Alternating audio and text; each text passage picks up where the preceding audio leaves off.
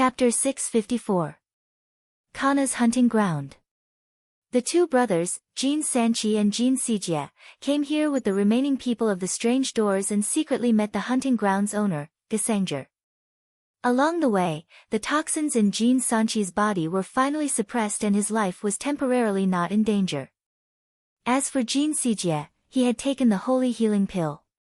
Although his injuries had yet to be healed, his life was finally saved. Two seniors, Gasanger's expression was a bit strange, especially when he saw Jin Sijie's miserable appearance covered in blood. He wanted to say something but hesitated. "We're fine. The reason why we came here is mainly to ask you something," said Jin Sanchi indifferently. "As far as I know, the son of the Serenity sect master was killed here, as was the disciple of Chess Saintess Ling Long. What I want to know is, who killed them?" Gasanger stared blankly and then secretly felt worried for Tan Xiu. Although he didn't have much friendship with Tan Xiu, he liked Tan Xiu's character and felt that the young man was very capable. However, he also knew how terrifying these two people were. There were very few cultivators in the entire Strange Doors nowadays, and only 2 or 3 of them were Jin Sanchi and Jin Sijie's disciples. Therefore, the words of these two people carried enormous weight in the Strange Doors. Similarly, they were also the biggest backers of the Strange Doors. As a member of the Strange Doors and the master of a force, Gasanger naturally didn't dare to conceal anything. He truthfully explained what he knew about Tan Xiu and finally said, "That's all I know. But my friend of many years, Jia Weili, may know more. If the two seniors need to inquire about it, I can find Jia Weili again." "No need to find him." Jin Sanchi waved his hand. "Since we know that he's the young divine doctor of Star City Chinese Medical Hospital in Shuangqing Province, then we have some clues. We can naturally find out his true identity by following this clue. Alright, we'll recuperate here in the near future. You can close the hunting ground for some time after the people of the Strange Doors have left." "Junior will do as you wish, Senior," said Gasanger quickly. As Gasanger left the room, Jin Sanchi's expression turned gloomy. He was silent for a long time before he indifferently said, "His identity as a Chinese medicine practitioner is definitely just a cover-up he deliberately showed to the outside world. Someone who could make Western nefarious Sangha address him as boss was definitely not a simple character." Moreover, Gasanger said that he had come to the hunting ground with 11 subordinates. Among them, the little kid from the law enforcement hall of the Serenity sect was killed by his subordinates. That little kid had some opportunities and was just a step away from entering the Dao through martial arts. But in the end, he died in the hands of Tan Xiu's subordinate, which meant that the subordinate was also a cultivator. Now, I suspect that not only is Tan Xiu not a rogue cultivator, but he's also a member of a large cultivation sect. Jin Sijie frowned and said, "Are there any large cultivation sects in society nowadays? According to our knowledge, there aren't more than 10 cultivators in the entire Huaxia kingdom, right?" "That's because we don't know." Jin Sanchi sneered. "There are more than 1 billion people in China, so who knows how many Daoist orthodoxies have been passed down. That Amur tiger brat was buried in the imperial capital some time ago, and we haven't even found out who killed him. Do you think ordinary people can kill him?" Jin Sijie's expression moved and he nodded silently. "Then, what should we do next? We've paid a heavy price for Tan Xiu occupying the immortal Trove immortal abode. Don't tell me we're just going to forget about it." Jin Sanchi was silent for a long time before he said with a bit of helplessness, "Let's wait and see first. Western nefarious Sangha has occupied the immortal Trove immortal abode for so many years, yet he was unable to open the entrance. Tan Xiu has just learned about it, so I'm afraid he won't be able to open it for the time being. What we need to do now is to recuperate from our injuries and find out his true identity. If he doesn't have a powerful cultivation force behind him, then we can only plot against him. But if he has a force we can't contend with, then we can only give up and try to get close to him and befriend him as much as possible. The occult sect has suffered heavy losses this time. Should we give them some compensation?" asked Jin Sijie. I've thought about it on the way back, said Jin Sanchi. Those 8 forces have paid a heavy price. If we don't appease them, they will be bitterly disappointed. Let's give those 8 forces 8 spots. Now that we've come this far, it's time for us to accept disciples. But, our cultivation resources, Jin Sijie quickly said. Before he could finish his words, Jin Sanchi interrupted him and indifferently said, I know our cultivation resources are scarce and we can't take out too many resources to train our disciples. But they're the disciples of those 8 forces. If they want us to train them, don't tell me they won't give us more resources. Those 8 forces have gotten a lot of good things for so many years. That's right. Jin Sijie nodded silently. Longquan Bay, Immortal Abode. Tan Xiu painstakingly studied the array formed by the soul tranquilizer stone and the solidified dragon eye at the top of the cave. But no matter how hard he studied, he couldn't find any clues. He even spent several days to refine the spirit spear and burst out its powerful might, yet he still couldn't destroy the array. I can't take it down, and I can't destroy it. Standing in the middle of the cave with a frown, Tan Xiu couldn't help but rub his temples. It must be noted that he was once a supreme in the immortal world and his attainments in arrays had long reached an extremely profound level. Yet, he had never seen or heard of such a strange array arrangement. Forget it. Since I can't figure it out now, I'll just give up for now. However, this is a good place, so I can't just leave it alone. Tan Xiu walked out of the cave and looked at Mo Ao's group of 11 people who were cultivating outside. He then ordered 4 of them to stay here and be responsible for guarding the safety of the immortal trove. Afterward, he quickly left with Mo Ao's group of 7. He had a lot of things to do and couldn't afford to waste his time here. Calculating the time, it was almost time for the start of the University of Shanghai, yet he hadn't called Han Qinggu to ask for leave. Although his relationship with Han Qinggu had eased, it would be inexcusable if he didn't greet her. The next day, after Tan Xiu returned to Shanghai, he called Han Qinggu to ask for leave. Although it took him some time, Han Qinggu finally agreed. Shortly after, he went to the Scientific Research Institute and met with Moe. After wandering around the institute for a long time and seeing that they were already preparing for the next research, he contacted Kang Xia and asked her to assign 2 trustworthy and capable employees of the magnificent Tang Corp to him. After a few busy days, Mu Qingping returned to 9 Dragons Island with Gu Yin, and even Tang Xiaohan followed them. Tan Xiu originally wanted to keep Tang Xiaohan by his side, but he recalled that he often encountered various incidents and didn't have much time to take care of him, so he agreed. Southgate Town. After returning from the outside, Tan Xiu immediately went to the place where his parents lived. The reason why he came back was that his mother, Su Lingyun, was ill. Although it wasn't a serious illness and was just a cold and fever, he rushed back as soon as possible and didn't even have the time to look at the power unit that had just arrived from abroad. I'm fine, Xiu. I just need to take some medicine and get an injection. I'll be fine in a few days. Su Lingyun leaned on the bed with a pale complexion and dispirited spirit. But when she saw the concerned expression on Tan Xiu's face, she still forced a smile and said. Tan Xiu examined her and found that it was indeed just a common cold and fever. Only then did he feel relieved. Then, he immediately said with a smile, Mom, have you forgotten my identity? The title of the young divine doctor of Star City Chinese Medical Hospital isn't just for show.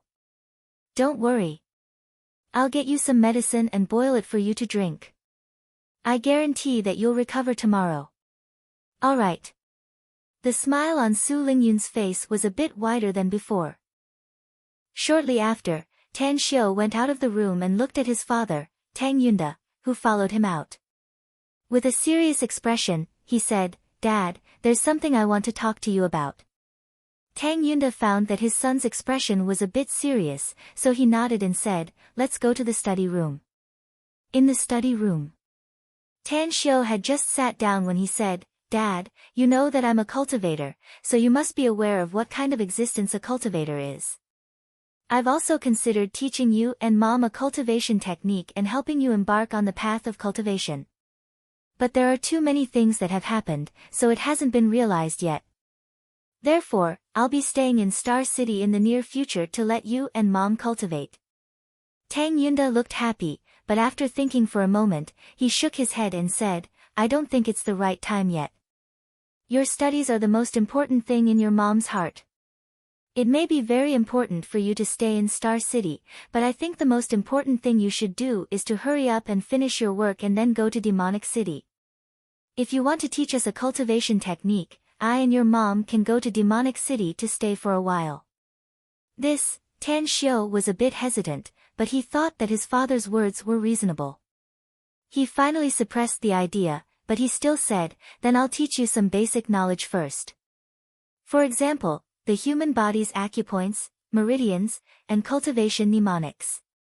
After you arrive in Demonic City, I'll officially help you embark on the path of cultivation. Alright. This time, Tang Yunda didn't refuse. He could feel his son's intention, and he also knew that his son's idea was very mature. Having such a son made him not only happy, but also touched. Xiu, since you're back, I'll tell you something while I'm at it. Tang Yunda suddenly called out to Tan Xiu just as he was about to leave the study room. What is it? Tan Xiu turned around and asked with a confused expression. Tang Yunda said with a smile, just give me a prescription. I'll get the herbs and decoct the medicine. You go to the airport. Wei Ning said that she'll arrive in Star City this evening. Go pick her up. Mu Weining. What's she doing in Star City? Tan Xiu asked with a blank expression. Shouldn't she be attending classes at Demonic City University now?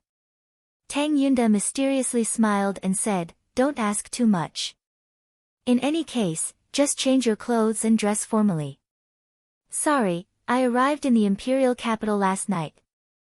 I inhaled too much haze and coughed badly, so I'm having trouble writing and updating late. Chapter 655.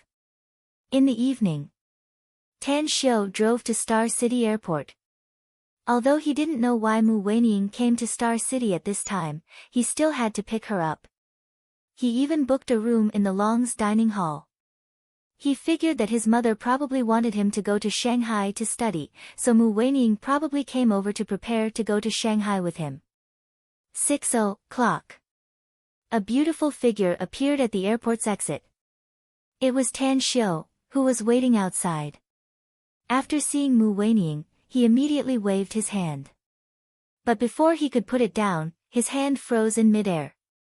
It was because he found that a middle-aged man and a woman came out together with Mu Weining. The man was handsome and the woman was gorgeous. The most important thing was that Mu Weining and the woman were somewhat similar. You're Tan Xiu, right? He's a very good young talent. The middle-aged man behind Mu Weining was wearing a suit and tie. After seeing Tan Xiu, his expression was even more satisfied. The gorgeous woman also faintly smiled and said, the man who can be fancied by our Weining is naturally the most outstanding. I'm very satisfied with you, Tan Xiu. Tan Xiu's lips squirmed. At this moment, even if he were a fool, he could still guess the identity of this middle-aged couple. He forced a wry smile inwardly, but a modest and cautious expression appeared on his face as he called out, hello, uncle and auntie. Welcome to Star City. Mu Weining's beautiful face was a bit flushed. A trace of helplessness and a bit of apology could be seen in her eyes. She said, Tan Xiu, my parents insisted on taking me to Star City, so Mu Jianhua interrupted her and said with a smile, Tan Xiu, your parents tried their best to invite us to Star City before the new year. Since we're not busy after the new year, we came to visit you. Your relationship with Weining will be closer sooner or later. As her parents, we don't object to it, so we naturally want to get closer. Tan Xiu recalled the mysterious smile on his father's face in the afternoon and suddenly felt a bit helpless. Although he had already told his parents that he and Mu Weining were just a fake couple, it seemed that they didn't take it seriously at all. He could see the helplessness and apology in Mu Weining's eyes. After pondering for a while, he made up his mind. In any case, he was going to marry and have children sooner or later. Mu Weining was also aware of his own situation. If she was willing to make do with him, he would not have to keep resisting. He had been reborn, and the path of immortality had tempered his heart. Since there was going to be a woman throwing herself at him, it was not in line with his original intention to push her away. Everything was made clear. If they were willing, they could be together. If not, they could separate. With all kinds of thoughts churning in his mind, Tan Xiu quickly figured out some things. Facing Mu Weining's parents, he showed the attitude of a member of the younger generation. He took their luggage, called them to get on the car, and then rushed towards Southgate town. At home. After greeting each other's parents, only then did Tang Xiu realize that today's meeting was not the first time for their parents. When they were in the imperial capital, both parents had met several times. Even Mu Weining's mother, Su Lingyun, had visited many historical sites and famous attractions in the imperial capital with Mu Weining's mother, Jiang Zhenli. On the second floor. After entering his room with Mu Weining, Tan Xiu let out a wry smile and said with a helpless expression, "I thought you had gone to Shanghai. Never did I expect that you would suddenly come to Star City with your parents today. Did the four of them decide on this matter a long time ago?" "I'm really sorry, Tan Xiu," said Mu Weining apologetically. "As a matter of fact, I only knew about it when I was about to leave for Star City.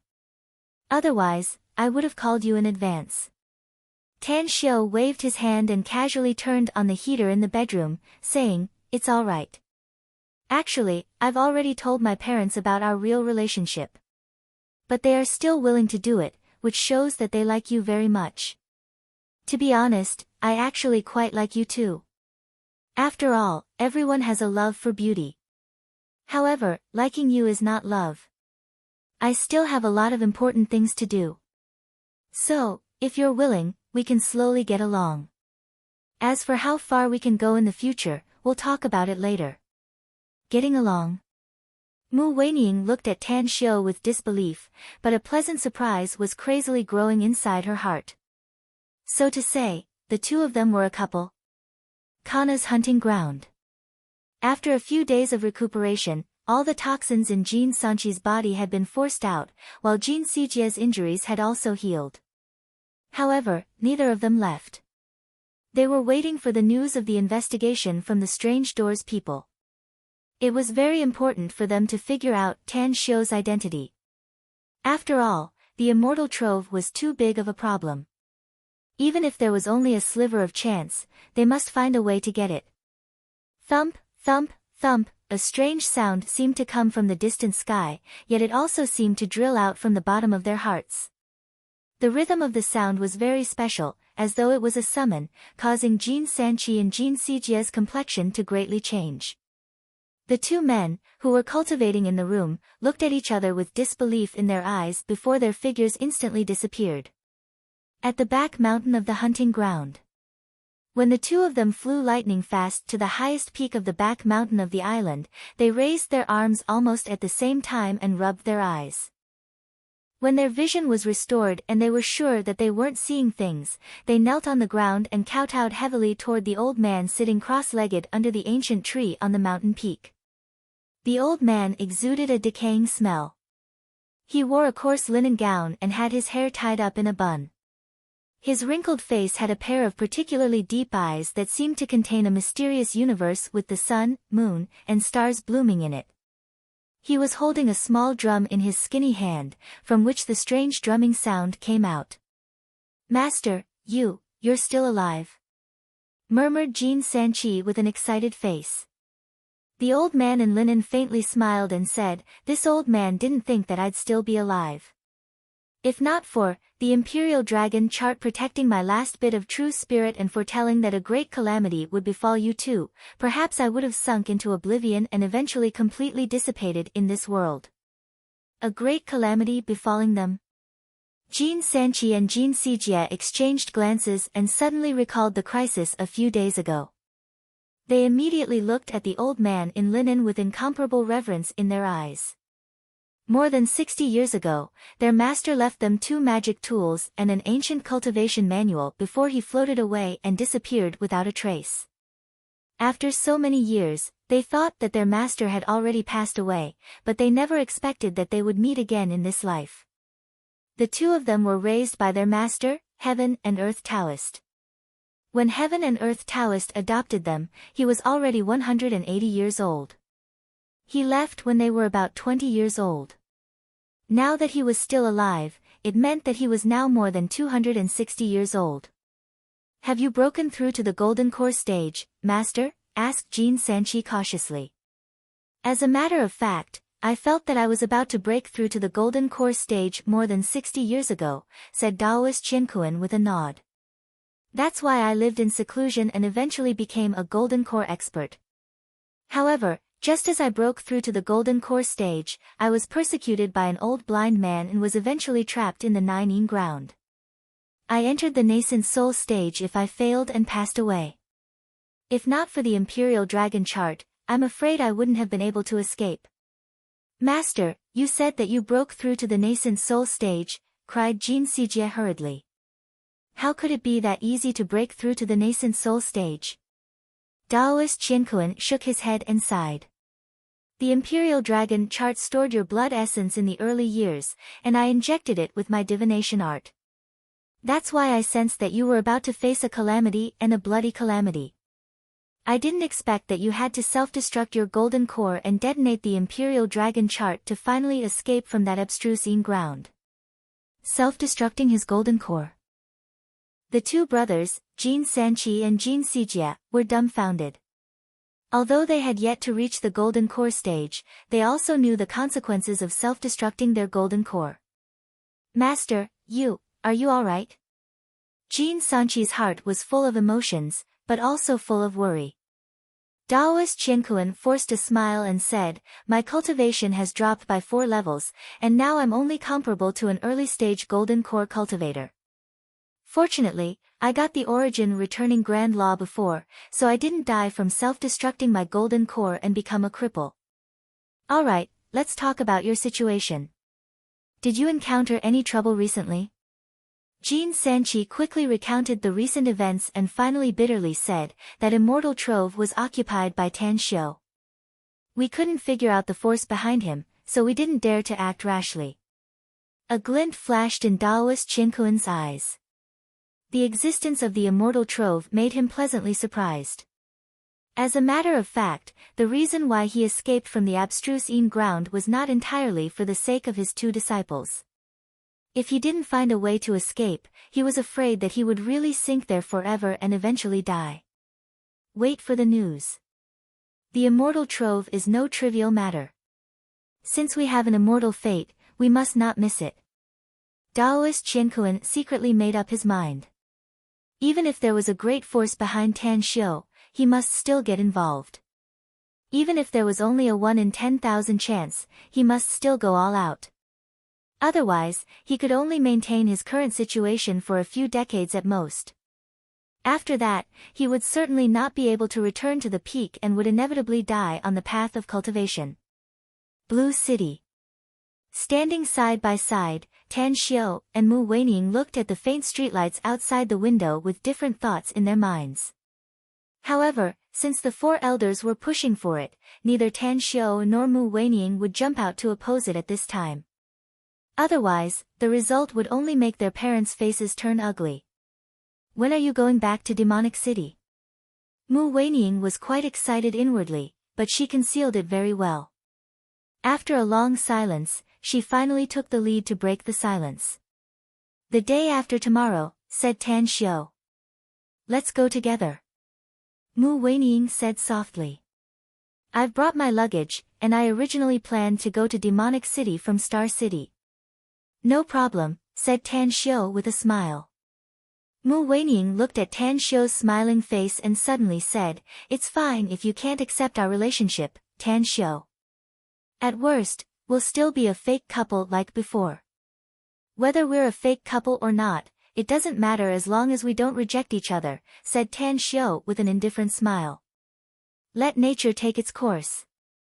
It's hard to say what will happen in the future. All right. Mu Weining gently nodded. Chapter 656. By the time Tan Xiao and Mu Weining came down from the second floor, the fragrant dishes had been sent to the dining room. Under Su Lingyun's greeting, the two of them took a seat in the dining room. Looking at the happy and harmonious interaction between the four elders, as well as Mu Weining's heartfelt smile, Tan Xiao's etiquette was very considerate even though he didn't speak much. After the meal, Tan Xiao originally intended to send the Mu family of three to the Long's dining hall, but Tang Yunda and Su Lingyun urged them to stay, so they directly stayed at their home. Facing such a situation, Tan Xiao was a bit surprised, but he still accepted it calmly. Fortunately, Mu Jianhua and Jiang Zhenli only stayed in Star City for a day and returned to the imperial capital the next evening. Since Tan Xiao had to leave Star City, he went to the magnificent Tang Corporation and explained everything to Kang Xia. He also transferred a large sum of money to Kang Xia's account, and then took her to the Research Institute to introduce Moe and the other researchers and professors to her. Do you want to go to my place tonight?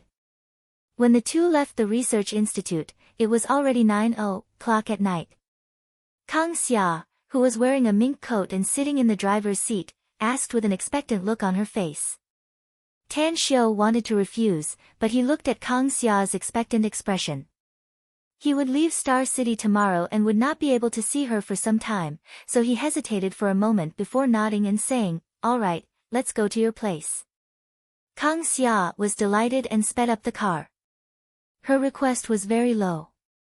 She only hoped that she could get along with Tan Xiao more, and she would be satisfied. She thought that Tan Xiao would have a lot of time to meet with Tan Xiao during the winter vacation, but she didn't expect that Tan Xiao would be too busy and the two of them would only meet a few times during the entire winter vacation. Nearly an hour later, the duo arrived at the villa complex where Kang Xia lived. After parking the car in the courtyard, Kang Xia pulled Tan Xiao and entered the villa. Aunt Hong should be asleep, right?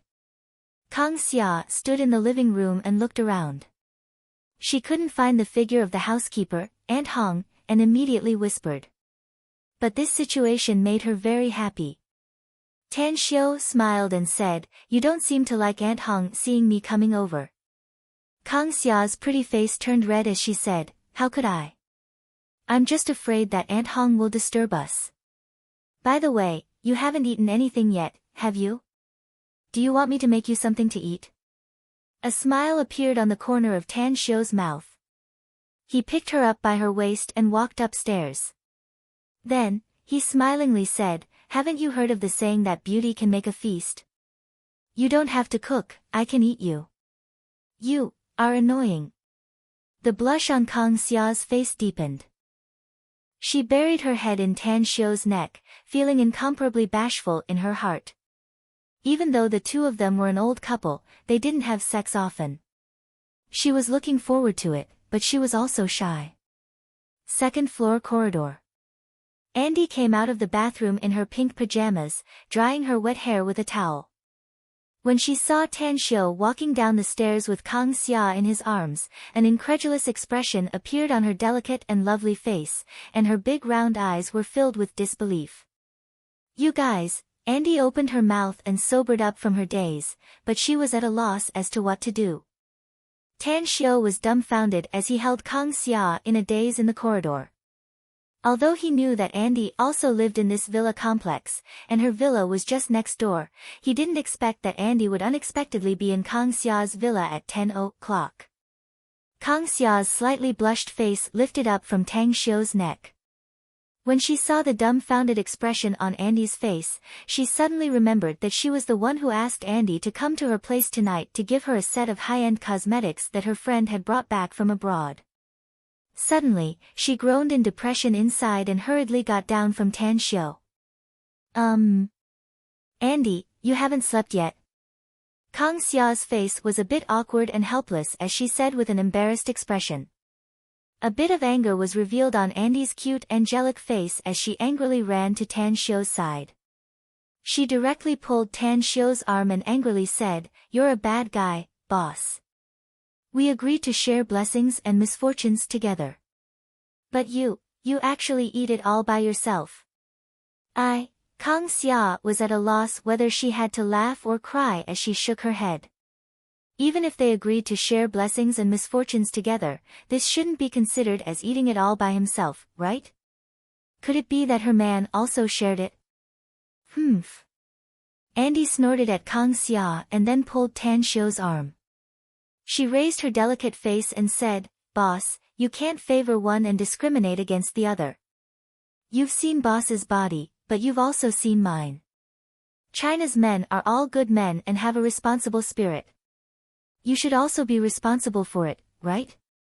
Tan Xiu was also at a loss whether he had to cry or laugh. What the hell was this?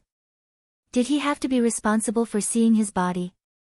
He had watched a lot of Japanese romance and martial arts movies, yet he still had to be responsible for those excellent performers and actresses. Tan Xiu didn't want to be entangled in this matter, so he hurriedly said, "Andy, you misunderstood me. Kang Xia twisted her ankle, so I carried her and sent her back from the outside. Well, I've sent her home and now I'll hand her over to you. I'll go back now." Twisted your ankle? Andy looked at Kang Xia and then shifted her eyes to Tan Xiu. Then, she immediately asked with a bewildered expression, "Is it really like this?" Despite her reluctance, Kang Xia knew that she wouldn't be able to keep Tan Xiu tonight, so she reluctantly nodded and said, "Yeah, it's really like this." Andy hesitated for a moment before she grunted and said, "I don't care. Boss just hugged you, so he also hugged me." Tan Xiu hurriedly said, "Andy, don't make trouble. If you sprain your ankle one day, I'll carry you back, okay? Alright, take good care of Kang Xia. I'll go first." After saying that, he immediately turned around and walked out of the villa's gate. Only then did he suddenly remember that he came here in Kang Xia's car. He didn't drive his own car. However, in order to avoid being entangled by Andy again, he went straight out of the villa complex and then dialed Mo's number. "Come and pick me up." "Yes." A minute later, the Land Rover SUV stopped in front of Tan Xiu. After sitting inside, Tan Xiu said, "Let's go back to Southgate Town." Mo said, "Boss, there was an unexpected situation just now. We found someone following us. Jin Hu and the others have gone to catch them and should be back soon." "Someone is following us?" Tan Xiu slightly furrowed his brows and said, "Then wait here." A few minutes later, a Mercedes-Benz SUV stopped next to the Land Rover Range Rover. As the door opened, Jin Hu stood in front of the window and respectfully said, "Boss, we caught 4 people following you. We knocked them out and threw them in the car." For a moment, Tan Xiu was silent. Then, he took out his mobile and called Kang Xia. Then, he said, "Take them to the villa complex. Since they chose to follow me, they must not be good people. Interrogate them first and then we'll deal with them later." Inside the villa, Andy angrily followed behind Kang Xia. After entering Kang Xia's bedroom, she grunted with dissatisfaction and said, "Boss, you didn't twist your foot at all, did you?" "I didn't twist my foot at all," said Kang Xia with a forced smile. Andy's tone instantly raised and angrily said, "So, you're saying that you want to eat it all by yourself?" Kang Xia threw the bag in her hand on the sofa and sat down. Then, she forced a smile and said, "Andy, we're both big girls. Can you not make trouble?" "Who's making trouble with you?" Andy angrily said, "I really like Boss. Boss, just look at the other men outside. Each and every one of them is a crooked melon and cracked date, full of filthy thoughts. The only one I like is our boss. Besides, I don't care even if Boss has a wife." "You," Kang Xia opened her mouth. But when she saw Andy's extremely serious expression, she immediately said with a helpless expression, "Andy, we're indeed good sisters.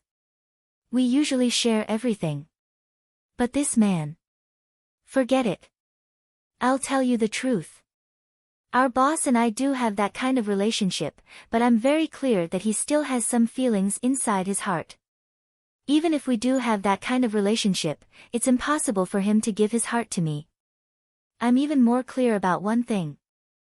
Even if it's me, I can't become his legal wife in the future.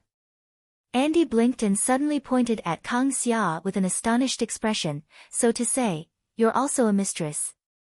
A mistress? Kang Xia's face instantly pulled down and she helplessly said, can we not use this kind of address? Otherwise, we won't be able to talk anymore. Andy's anger instantly vanished and was replaced with a pleasantly surprised smile. She threw the towel in her hand to the side and then sat next to Kang Xia. She pulled her arm and said with a charming smile, Boss, I understand now. You're just a little bit better than me. I don't care whether it's legal or not. Boss is so outstanding, so it's normal for him to have a few women. You know Lillian, right? She told me a long time ago that she doesn't want to be someone's wife in the future and must be someone's mistress. A few days ago, she even posted a photo on Facebook. It seems that she's with that glasses king from Hong Kong. She's a vixen, a little money grubber. Kang Xia snappily said. I think she's right. Andy shook her head. She pursues money, but she also pursues love. She said that only a capable man can control her, and only a capable man can win the love of countless outstanding women. If I can't monopolize him, then I'll share him. Kang Xia fell into silence. She grew up freely abroad and naturally knew Andy's thoughts. She was very open-minded about the relationship between men and women abroad. If they got along well, they'd stay together. If they couldn't, they'd separate. There were too many capable men overseas who had many women. In fact, there were many capable women who had many men. Her thoughts were seriously influenced. But how could she not be influenced by the Western way of thinking? Otherwise, how could she be short of men with her excellence? However, if she wanted to get the best man, she must be prepared to share him with other women, even though it didn't feel good. Forget it. Love can't be exclusive, but children can be exclusive. I must work hard. Kang Xia clenched her fists and looked out of the window with a firm expression. Chapter 657. After a while, Kang Xia turned her head and shot a deep look at Andy. She then raised her hand to pinch her small face and said, do whatever you want to do. In any case, I'm not happy that you messed up my good time tonight. Ouch, not only did I sprain my foot, but my arm, waist, and neck. You're responsible for massaging me. Joy could be seen in Andy's big bright eyes. She hurriedly climbed up the sofa and massaged Kang Xia's shoulders while giggling, Boss, why don't you call boss now? I don't care what you say as long as you can trick him to come back. Dream on. Kang Xia rolled her eyes. Ring, ring, ring, the cell phone in her bag rang. Kang Xia took it out and found that it was a call from Tan Xiu. She immediately picked it up and smilingly said, Boss, Andy wants you to come back. She's waiting for you to pamper her.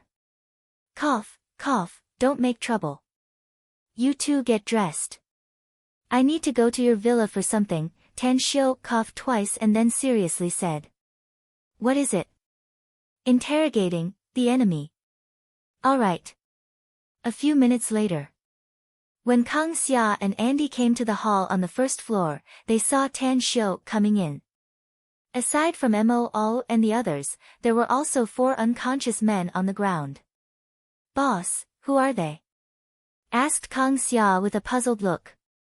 They were following us in secret and were discovered by all, said Tan Xiu. All, wake them up. Mo nodded and walked to the front of the 4 men. He used the most brutal means to break their wrists.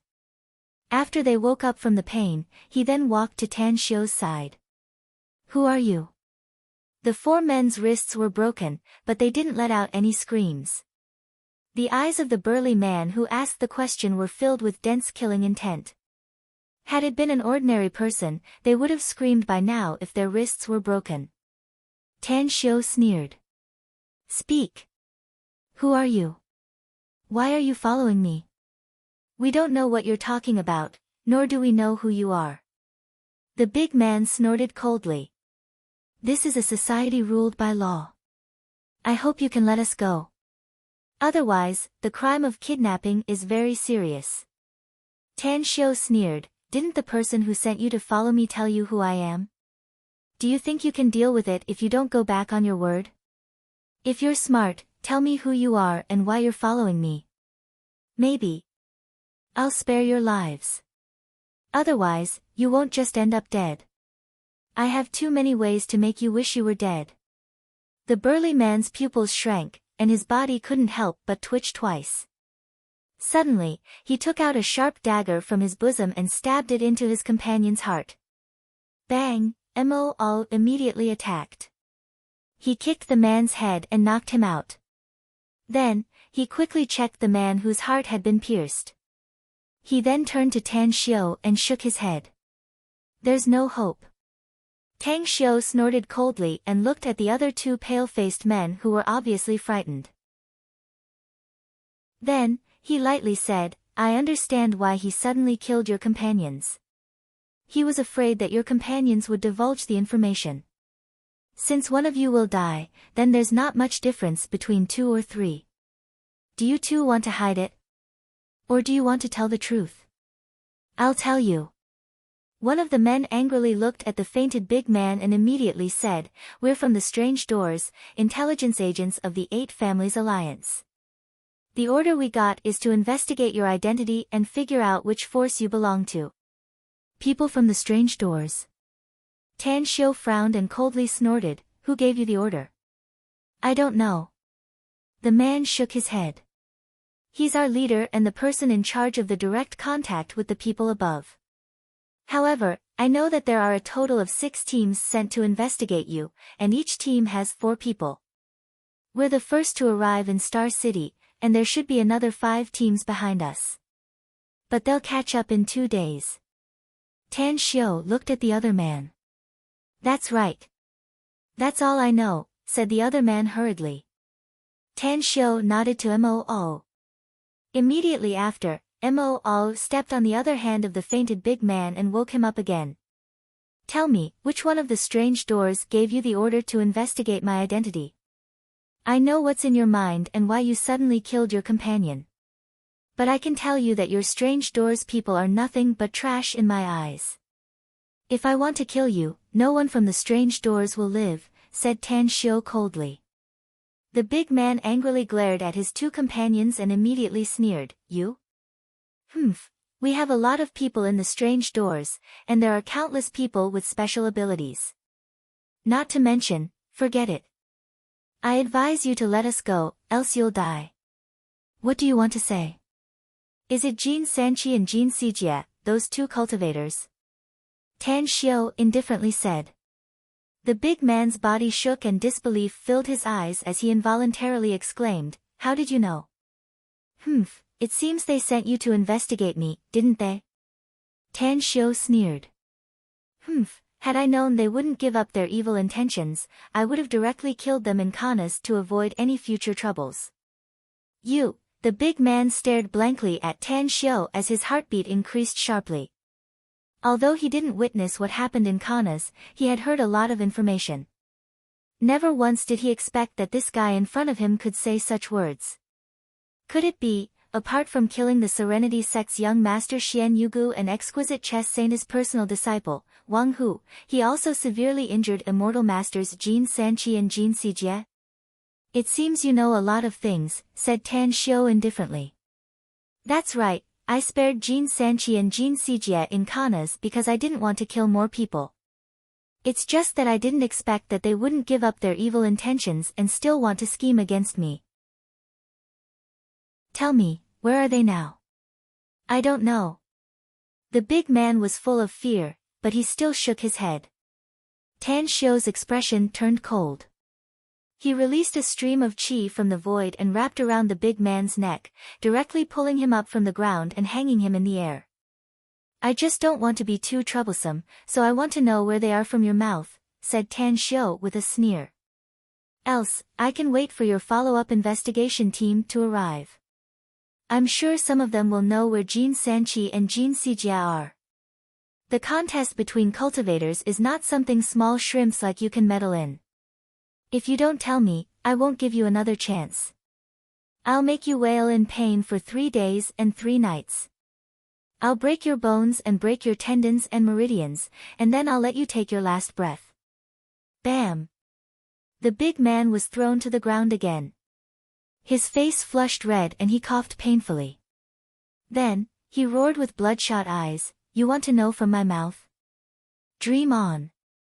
If that's the case, I'll investigate your family and kill all your clansmen in the strange doors," said Tan Shio casually. "I hope there are fewer children and old people among your clansmen. I'll tell you." The big man's body trembled and his eyes were full of despair. At this moment, Tan Shio was a devil in human skin in his eyes. He could die, but he was perfectly aware that his clansmen would be killed if a cultivator wanted to retaliate against his family. Like Tan Shio said, they would be tortured to death. 2 immortal masters are in Kana's. Tan Shio nodded with satisfaction. Just as he was about to speak, his complexion suddenly changed. He got up and kicked the big man to death before directly killing the other 2 men. Then, he looked at Mo and shouted, "Call the people staying in Longquan Bay's immortal cave. Tell them to evacuate immediately and find a place to hide." Mo's expression shifted and he immediately took out his mobile phone. What made him helpless was that he called several times in a row, but he couldn't get through for the time being. "There should be no signal there, boss. I can't get in touch with them." "Bastard!" Tan Shio cursed. He quickly grabbed his mobile phone and dialed Jia Weili's number. "Brother Tang."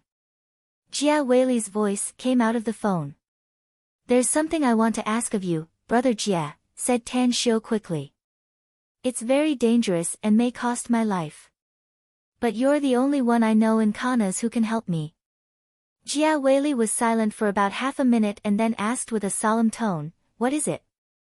"There are 4 of my men in a valley in Longquan Bay," said Tan Shio. "I hope you can rush there and inform them to evacuate immediately before anything happens to them. Later, I will send you a detailed map of the route through a photo on my phone." "Got it." After saying that, Jia Weili directly hung up the phone. Tan Shio put away his mobile phone with a bit of apology in his eyes. He didn't have a deep friendship with Jia Weili, and asking him for help this time was a last resort. In case Jin Sanchi and Jin Sijia were to return there, the 4 men he had left there would probably suffer a tragic fate. He knew it. The moment Jia Weili agreed, he owed Jia Weili a huge favor. Regardless of whether he was dead or alive.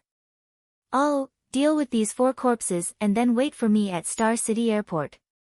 I'll go back to South Gate Town first." Tan Shio got up and was about to leave. "I'll go with you, boss." Kang Xia quickly called out. Tan Shio halted his pace. He turned his head and shook his head, saying, "Your cultivation is too low. Not only will you not be able to help me, but you may even become a burden to me. Staying here and taking care of the magnificent Tang Corporation is the best help you can give me. Also, what happened tonight must not be spread out." "This. I understand." "Then, be careful." Kang Xia nodded silently. "Don't worry," Tan Shio said. "I won't risk my life if I don't have full assurance. Also, I'll leave the research institute to you. I'll go directly to Shanghai after I'm done dealing with the matters in Kana's. Just call me directly if there's anything you need." Chapter 658. Southgate Town, viewing building Wang Villa. Mu Weining had yet to rest. She wore a coat and quietly stood by the window. Through the gap of the French curtains, she could clearly see the dim light outside. She knew that Tan Shio had a lot of things to do, but she didn't expect that he would be so busy that it was already so late. Should I call him? This idea had popped up in her mind many times, but she had rejected it many times. She was afraid that she would disturb Tan Shio's work. She was also afraid that Tan Xiu wouldn't like it. Becoming Tan Xiu's official girlfriend made her worry about her gains and losses instead. At this time, she caught a light outside the window. 10 seconds later, she saw a car quickly enter the courtyard, and Tan Xiu came out of the car. However, she was as perceptive as an orchid. She was keenly aware that there was something wrong with Tan Xiu's expression. It was very indifferent, with a trace of anxiety.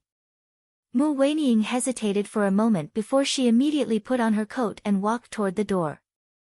When she came to the corner of the stairs, she saw Tan Xiu coming up. Weining, are my parents asleep? Asked Tan Xiu directly. Mu Weining nodded and said, they should be asleep. You. Tan Xiu grabbed Mu Weining's hand and pulled her to his room. After closing the door from the inside, he said with a serious expression, I've encountered an emergency and need to go out of town. So you can only go to Shanghai by yourself tomorrow. Also, my mom keeps saying that she wants me to go back to Shanghai to attend classes, so we have to leave South Gate Town tonight. I'll give you a room in the Long's dining hall. You can rest for a night and then immediately go to Shanghai. What happened? Mu Weining asked with a worried expression. Can I help you? Tan Xiu shook his head and said, it's not a big deal. I can deal with it easily. But the time is too tight. I need to rush there immediately. Mu Weining hurriedly said, then I'll change my clothes and pack up. We'll leave after that. Do you want to tell uncle and auntie? Tan Xiu shook his head and said, since they're asleep, then I won't tell them. I'll call them tomorrow and explain it to them. All right. Mu Weining agreed and returned to her room. 5 or 6 minutes later, he changed his clothes, packed his things, and walked out with his suitcase.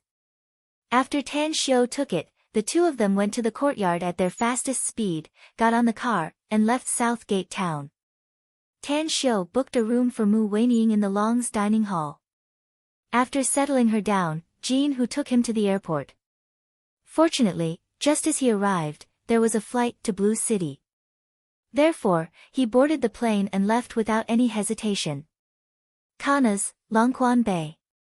In this chilly season, the two Wrangler SUVs roared as they hurried along, and soon arrived at a fork in the road. Jia Weili, who was in one of the Wrangler SUVs, looked at the God map displayed on his mobile phone with a grave expression, as well as the location markings sent to him by Tan Xiu. Turn left and drive on the small road on the left. About 5 kilometers ahead is the end of this path. Let's abandon the car and hurry on with our journey, Jia Weili instructed. Very soon. The two SUVs stopped at the end of the small road, and the mountain range ahead was already faintly visible. After Jia Weili got off the car, the 4 middle-aged men who followed him vigilantly observed the surroundings. This mountain range was very dangerous, with ferocious beasts often roaming around. There were even many swamps and miasma zones, and a slight carelessness could cost one their life. Xiaowu, Dafei, you two drive the car away and wait for us in the nearby Longquan village. Remember, if we don't come back in a week, it means we've died in the mountains. Your sister-in-law, niece and nephew will have to rely on you to take care of them later, said Jia Weili seriously. The middle-aged man called Xiaowu's complexion slightly changed and hurriedly said, we'll go with you, brother Jie. Even if we die, we brothers must die together. Dafei also hurriedly said, that's right, big brother.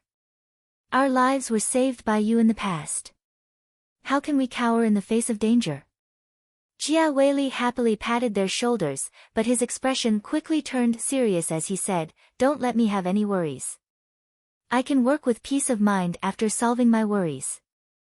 The 4 of you are my closest brothers. You two don't want to get married, so there's nothing to worry about.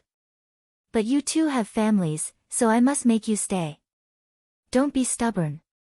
I've already made up my mind. Having said that, Jia Weili quickly took out his mobile phone and sent a few short messages. Then, he quickly disappeared into the night with the other 2 men. Take care, brother Jie. Take care, big brother, Xiaowu and Dafei shouted loudly.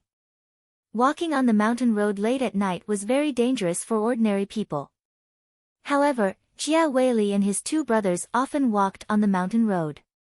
Their physique was also very strong, so there wouldn't be much of a problem. They came out in a hurry this time and only brought a few changes of clothes, a small amount of hardtack and water, so they didn't have any burden on the road. Longquan Swamp. The starlight shone all over the sky, illuminating the place somewhat. On the flat ground at the entrance of the cave halfway up the mountain, a bonfire was burning with game being roasted above.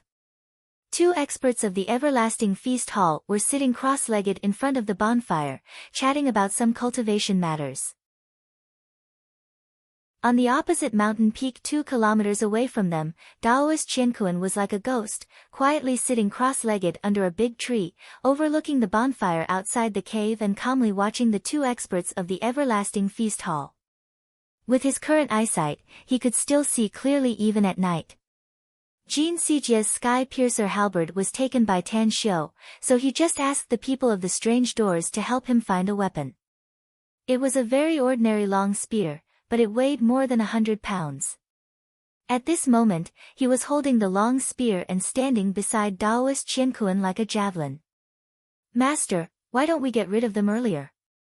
Even if we wait for the investigation news to come, they won't know who did it since that surnamed Tang has a huge force behind him. Jin Sijia had a bit of hostility inside. The last battle here made him lose all his face and caused him to suffer heavy losses, so he wanted to kill and vent his anger. Daoist Qianquan shook his head indifferently and said, killing them now is no different from killing them later. Let's wait. Maybe there will be news soon. Daoist Qianquan shook his head and said, you also said that it's the same when we kill them, so why wait? If we kill them now, we can go to the cave and find a way to open the Immortal Troves portal. Else, if that surnamed Tang notices something and comes back with a large number of experts, won't we have no chance? Daoist Qianquan lightly smiled and said, if we rashly kill people and enter the cave before getting the news, what should we do if that surnamed Tang brat comes back with his people and happens to block us in the cave? Ugh, Jin Sijie was at a loss for words. So, don't be impatient, said Daoist Qianquan. Only by planning and acting can we live longer. If I understood this truth back then, that old blind wouldn't have. You wouldn't have been trapped by this old blind for so many years, would you? An old voice drifted into Daoist Qianquan and Jin Sijie's ears along with the cold wind. Daoist Qianquan and Jin Sijie's complexion greatly changed. Daoist Qianquan, who had been sitting cross-legged on the ground, directly floated up and vigilantly observed the surroundings. His gloomy voice also drifted away with the wind, old blind, since you're already here, why don't you show yourself? In front of the master and disciple duo, a blind old lady with disheveled hair and tattered clothes walked step by step in the air. Her footsteps were very slow, but every time her feet landed in the air, a circle of air rippled under her feet. Old Daoist Qianquan, I never thought that you'd come out of the abstruse ground alive. Fortunately, this old blind didn't leave with that little doll, else you would have brought disaster to this place again, you heartless bastard. Daoist Qianquan's eyes turned slightly red, and a fierce killing intent emanated from him caused turbulence in the air around him.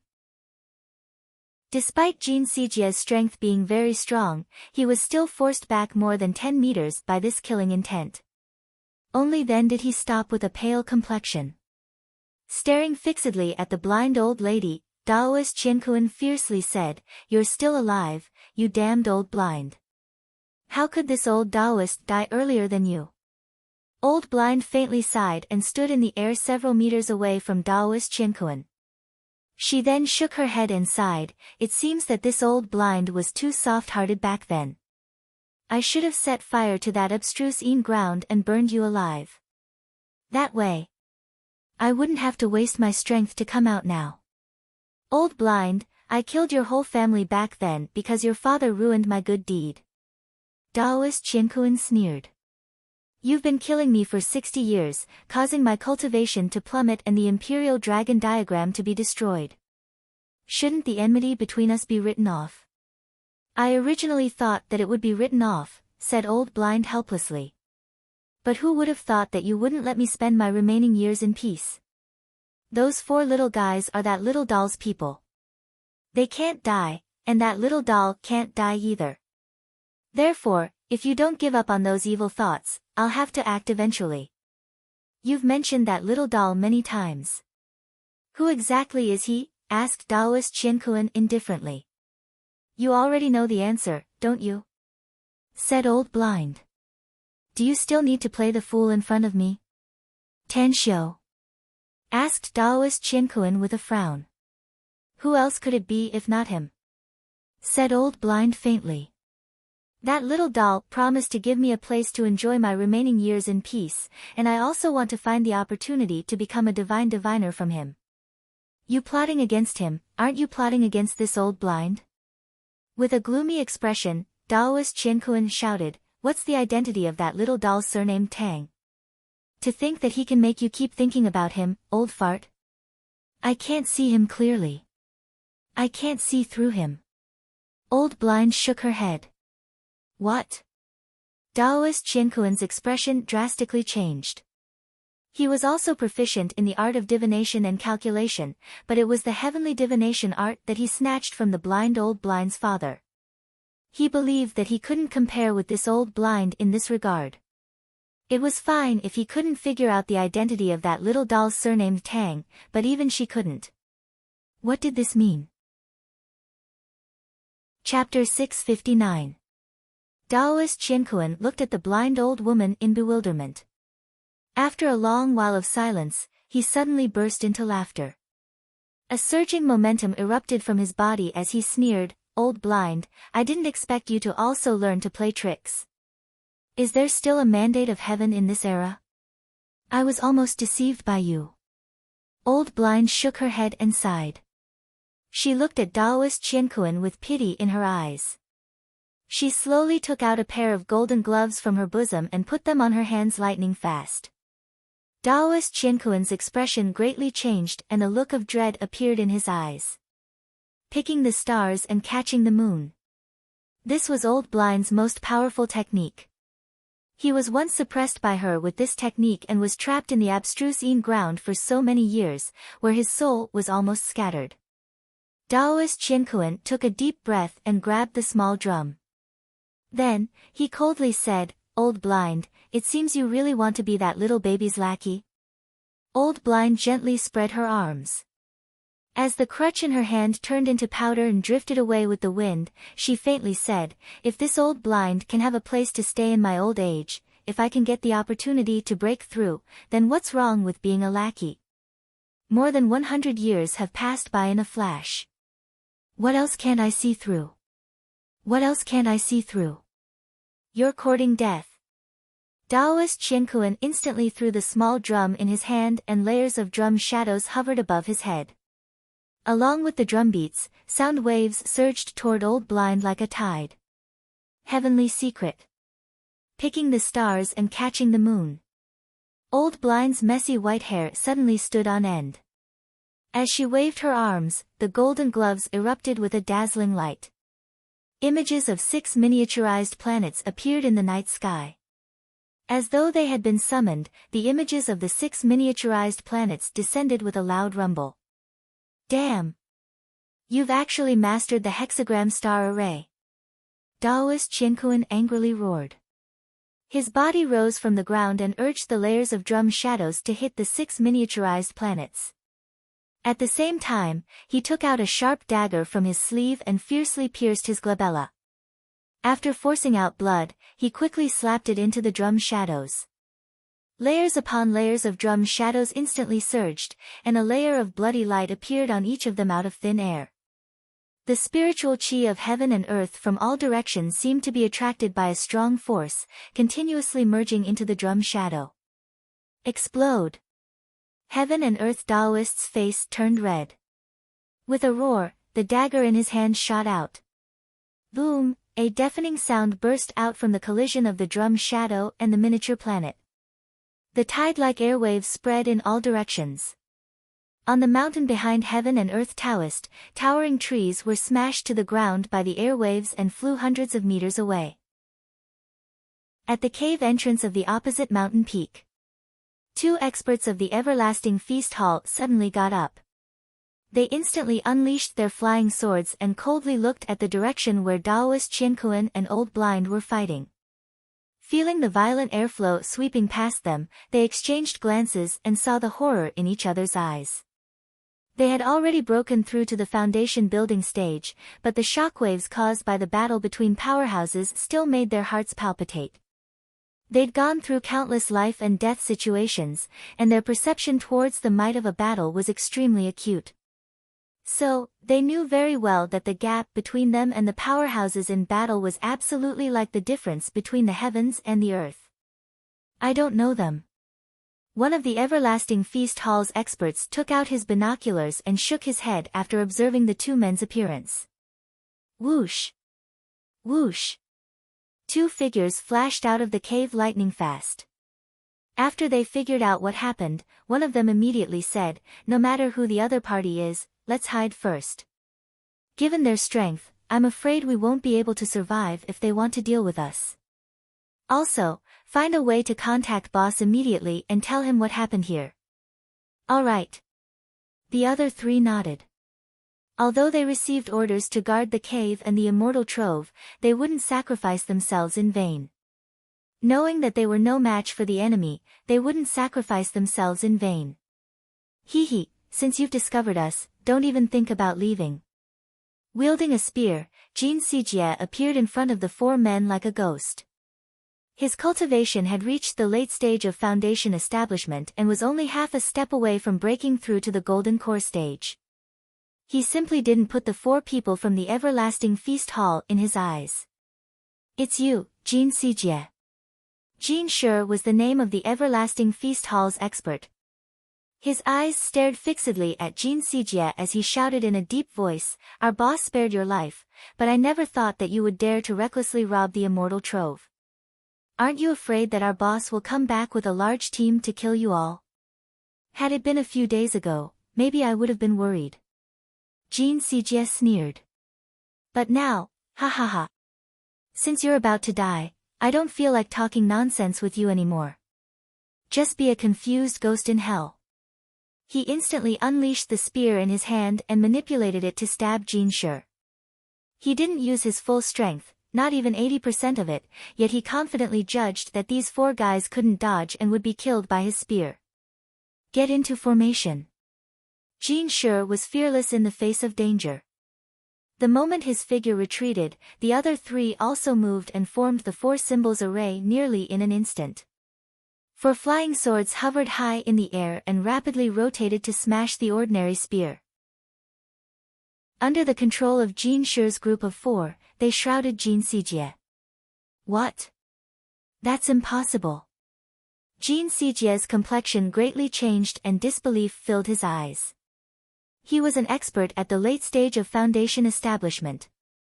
Even if the weapon he used was not a magic weapon, it shouldn't be possible for him to be smashed in an instant, right? And this sword array. Damn it. These four guys have unexpectedly broken through to the foundation establishment stage. Jin Sijie cursed. He had a powerful physique, but now that he didn't have a handy weapon, he could only erupt his true essence to form an explosive fist light that fiercely collided with the rapidly rotating sword shadows. Bam! The sword array shattered and Jin Sijie's group of four spurted out blood as they were sent flying backward. Even if they had arranged a sword array with a power equivalent to the four people's attack superimposed, it still couldn't resist Jin Sijie's powerful burst. However, the most miserable one was not them, but Jin Sijie. At this moment, Jin Sijie's right fist was smashed by the sword array, along with his forearm. Only half of his right arm remained. As for Jin Sijie's body, it was also shredded by the sword shadows, instantly turning him into a bloody man. Impossible. A heart-wrenching scream came out of Jin Sijie's mouth. His body violently retreated 100 meters, stepping on the void as he looked incredulously at his broken arm that was spraying blood. He couldn't figure out why the sword array could break his defense and give him such a heavy blow. Even if the 4 long swords were all magic weapons, they still couldn't do it, right? Jin Sijie's group of 4 instantly gathered together again.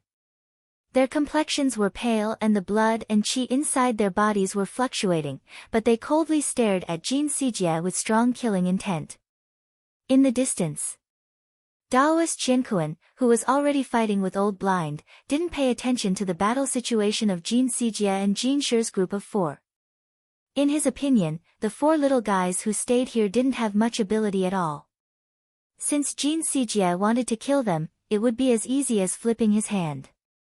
But when he heard Jin Sijie's scream and looked over there, his complexion suddenly changed and disbelief filled his eyes. He had a relatively good understanding of his disciples' cultivation. But never in his wildest dreams did he expect that his dignified late-stage foundation establishment disciple would be injured so badly and miserably by 4 ant-like existences.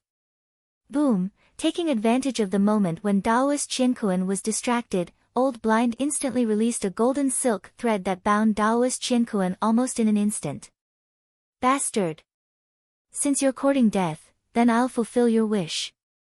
Daoist Qianquan's most ferocious emotion was aroused. The move he just cast to counter Old Blind's picking stars and catching moon technique had already caused him to suffer some losses. But now, he couldn't care less.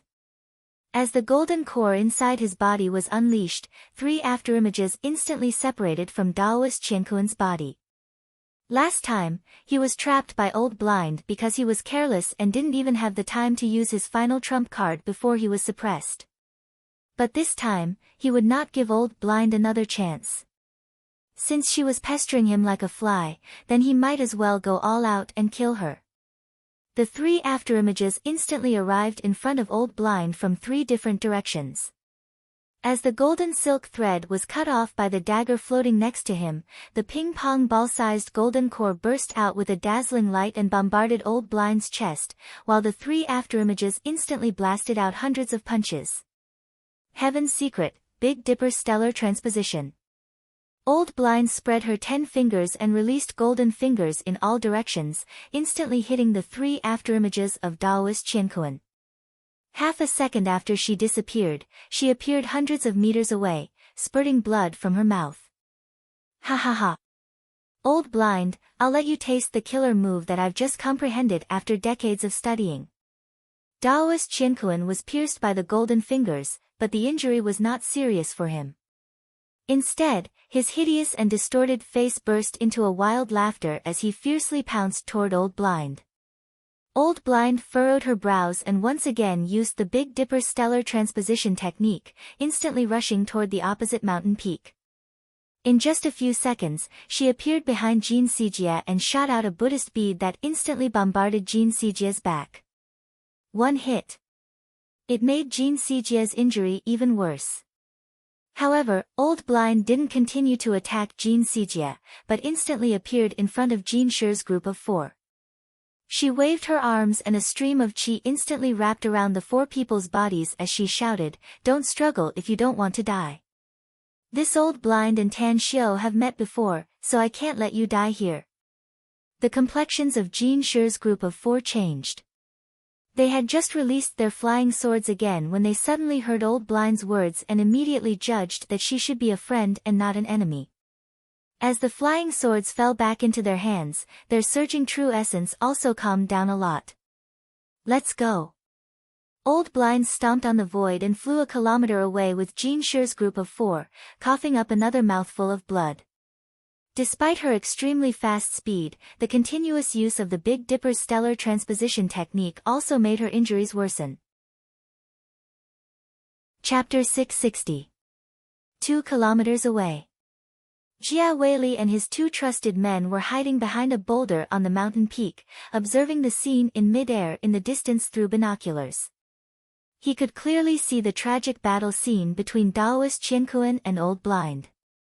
At this moment, despite being experienced and knowledgeable, Jia Weili was frightened by the scene. Was it a human? Was it a deity? Jia Weili didn't believe in ghosts and deities before. But the battle in mid-air was like a fight between immortals. It made him believe that there were still existences in this world that he didn't understand. At this moment, he finally understood why Tan Xiu asked him to rush here to report the news and tell him that it was likely to be a life-or-death situation. Because what he had to face was not just ordinary people. Any one of those people could easily take his life. "Brother Jia, what's the situation?" His two men didn't carry binoculars, so they naturally couldn't see the battle just now. One of them stared at Jia Weili's frightened expression and asked in a low voice with a curious face. Jia Weili turned his head with difficulty. Looking at his curious men, he bitterly said, "I'm afraid we don't have to go. Even if we go, it won't have any effect. Besides, if we go, we'll just be throwing our lives away." "Then, what should we do next?" asked the man quickly. Jia Weili was silent for a moment and then said in a low voice, "Wait. We'll wait here. Since Tan Xiu asked us to report in advance, it means that he'll also come here as soon as possible. We'll talk about it after he arrives."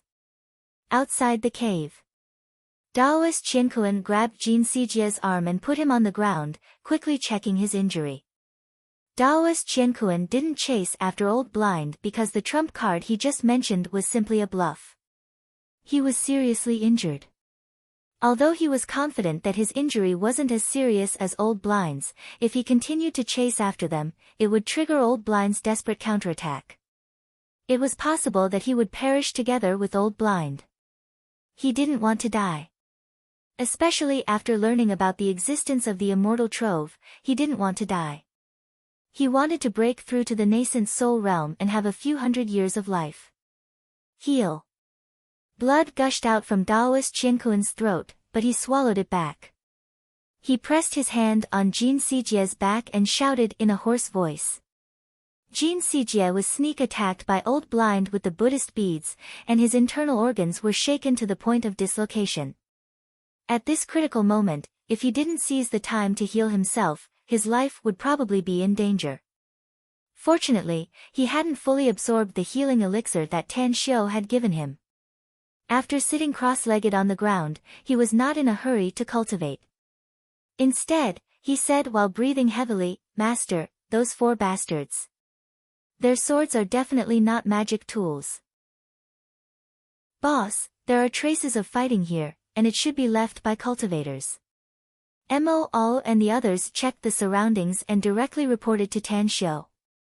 Tan Xiu's expression turned a bit ugly. He quickly entered the cave, but he didn't find the figures of Jin Shi's group of 4. Aside from the blood left outside the cave entrance, there was also the scene of the fight.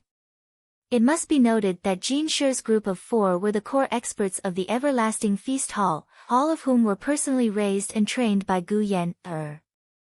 It would be a big loss for him and the Everlasting Feast Hall if all 4 of them were killed. Damned Jin Sanche, damned Jin Sijie. This father spared your lives because you didn't directly offend me. If I had known earlier that you had bad intentions, this father would have killed all of you. Tan Xiu was a bit annoyed. He found that he seemed to have become a lot more soft-hearted since he returned to Earth. Law. I'm affected by him, as well as my familial affection. But, if I don't dig up the roots while cutting the weeds, there will be endless troubles in the future. I'll kill all enemies in the future. Tan Xiu's eyes were a bit red. After searching the 2 caves, he still couldn't find any trace of Jin Shi's group of 4. Someone's coming, boss. Just as Tan Xiu came out of the herb planting cave, Mo whispered while holding a miniature telescope in his hand. Who are they? Asked Tan Xiu in a deep voice. They're a bit far away, but they should be ordinary people. Their speed isn't fast, said Mo. No, I saw them. They're Jia Weili and his 2 men. They're rushing towards us. Tan Xiu's expression changed and he instantly led Mo and the others to greet Jia Weili. When he saw that Jia Weili's group of 3 looked a bit distressed but uninjured, he cupped his fists and said, Brother Jia, I can't thank you enough. I, Tan Xiu, will keep this matter in mind. I owe you a big favor. If you need me in the future, please don't hesitate to ask. Jia Weili's expression was a bit complicated as he stared at Tan Xiu. After a while, he forced a smile and said, "Who exactly are you, Brother Tang? What do you want to ask?" asked Tan Xiu after a moment of silence. "I saw the scene of them fighting last night," said Jia Weili. "Those people are like the legendary immortals, flying in the sky to fight and kill. Their means are definitely not something ordinary humans can have. So, you should know what I want to ask, Brother Tang. You said you saw the scene last night?" asked Tan Xiu hurriedly. "What exactly happened last night? Who was fighting with whom?" Jia Weili didn't wait for Tan Xiu's reply, but he could see Tan Xiu's eagerness, so he suppressed his confusion and seriously said, "I saw an old Taoist and an old lady fighting. I also saw an old man and 4 young men fighting." "That's right, those 4 people were your men. What happened to them?" asked Tan Xiu hurriedly. Chapter 661. Jia Weili was no stranger to the term cultivator. He had never eaten pork, but he had seen pigs running. Nowadays, many TV dramas had cultivators. However, he was still shocked to learn that there were cultivators in reality. "Can I cultivate, Brother Tang?" Jia Weili had seen the means of Taoist Qiankuan, Old Blind, and the others, so he was particularly yearning for the scene of flying in the sky and wielding swords and blades. Everyone had a martial arts dream, not to mention that cultivation was more fantastical than martial arts, so he couldn't help but be tempted. "You're too old," Tan Xiu shook his head and said, "You're no longer suitable for cultivation. Even if you consume a lot of resources and time, I'm afraid you can only barely step on the threshold of cultivation for the rest of your life. Therefore, there's not much difference between cultivating and not cultivating." A regretful look appeared on Jia Weili's face as he slowly nodded and said, "Forget it then. What should we do next? Do we stay here? Or?" Tan Xiu pondered for a moment and said, "Let's go to Longquan village. This place is not far from Longquan village. Let's settle down first, and then I'll contact the blind old granny. Brother Jia, don't stay in Longquan Bay for a long time, because what I'm going to do next is very dangerous." Jia Weili forced a smile upon hearing this and said, "I know myself. However, don't take risks easily. Quickly withdraw if there's danger. As the saying goes, where there's life, there's hope. There's still plenty of time in the future. If you want to clean up the enemy, you must strengthen yourself first. Don't worry." Tan Xiu nodded with a smile. Now that he learned that his 4 men had been rescued, he could finally put down his tensed heart. However, he still had to find Old Blind and Jin Shi as soon as possible. Jin Sanqi and Jin Sijie were very powerful, and the mysterious old Taoist was not a good person. In the evening, Tan Xiu and the others rushed to Longquan Bay. After Jia Weili and the others left, Tan Xiu stayed at the locals' house and gave them some money to temporarily stay in another place for a few days. "Boss, I found the things." Mo All took a handful of incense sticks and entered the courtyard. Tan Xiu took out 3 sticks and lit them with a lighter. He looked around and shouted, "Old Blind, Old Blind, Old Blind." In a mountain range dozens of kilometers away, an old blind woman with a face as pale as paper sat cross-legged beside a small stream. The water rushed past her, but she acted as if she didn't hear it. Her brows were tightly furrowed, and there was a pained expression between her brows. The corner of her mouth had not even dried yet. Around her, Jin Shi's group of 4 vigilantly observed the surroundings and set up a lot of traps. Although these traps posed no threat to martial cultivators, they could prevent the sneak attacks of ordinary wild beasts. They had already taken the healing panacea, so their injuries were no longer a problem. Pfft! Old Blind suddenly opened her mouth and spurted out a mouthful of blood. As the stench quickly dissipated, her complexion turned a lot better. She slowly raised her arm and waved at Jin Shi, who was more than 10 meters away in front of her. "Senior, you called for me." Jin Shi respectfully said. I didn't expect that the healing panacea you gave me would have such a good effect. Old Blind sighed. That old Taoist Qiankuan severely injured me, so I thought I wouldn't be able to recover in a year and a half. But as it turned out, most of my internal injuries have healed in just half a day. We're out of danger for the time being, but you still have to tell me something. I need to calculate when Tan Xiu will come. What do you need to know, senior? Jin Shi was confused. Old Blind let out a faint smile and was about to speak when her expression slightly moved. She looked up at the gradually darkening sky and slowly got up. She shook her head and smilingly said, No need to tell me. I already know where he is. Let's go. It shouldn't take much time if we rush there now. When Old Blind's group of 5 arrived at Longquan village, the night had already shrouded the earth and a crescent moon hung high in the distant sky. A cold current surged, mixed with the aroma of food. In the most remote courtyard, there was an 8-person square table filled with appetizing dishes and 2 bottles of God's nectar that were taken out of the box. Looks like this Old Blind is in luck. A hazy silhouette floated into the courtyard and a satisfied laughter came out. After seeing Old Blind clearly, Tang Xiu's eyes just glanced at Jin Shi's group of 4 behind her and chuckled. He then took out 3 wine glasses and poured the God's nectar into them.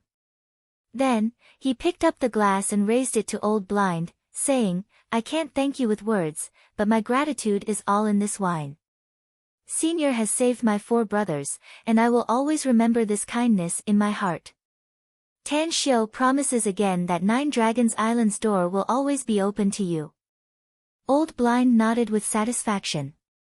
Despite her old age, she still showed a heroic spirit and drank all 3 glasses of wine in one breath. Then, she sighed and said, This is a peerless God's nectar.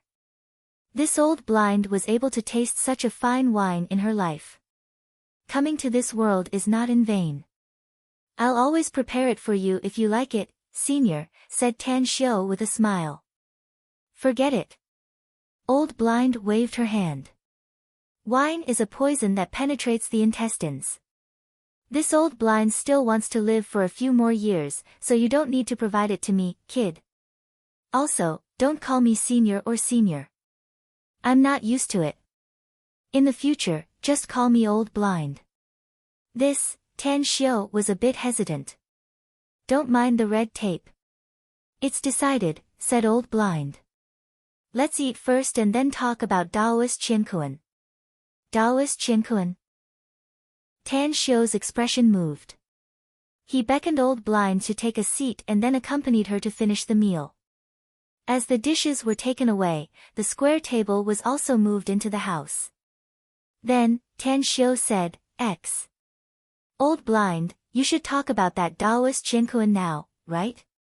What's his relationship with Jin Sanqi and Jin Sijie? Old Blind rubbed her belly and smilingly said, They are master and disciple. Jin Sanqi and Jin Sijie are Taoist Qiankuan's disciples. Tan Xiu's complexion slightly changed and asked again, I've been here before and saw Jin Sanqi and Jin Sijie. I spared their lives because of a moment of kindness. But that Taoist Qiankuan didn't appear at that time. He just broke my seal, so how could he have appeared before? Old Blind sneered.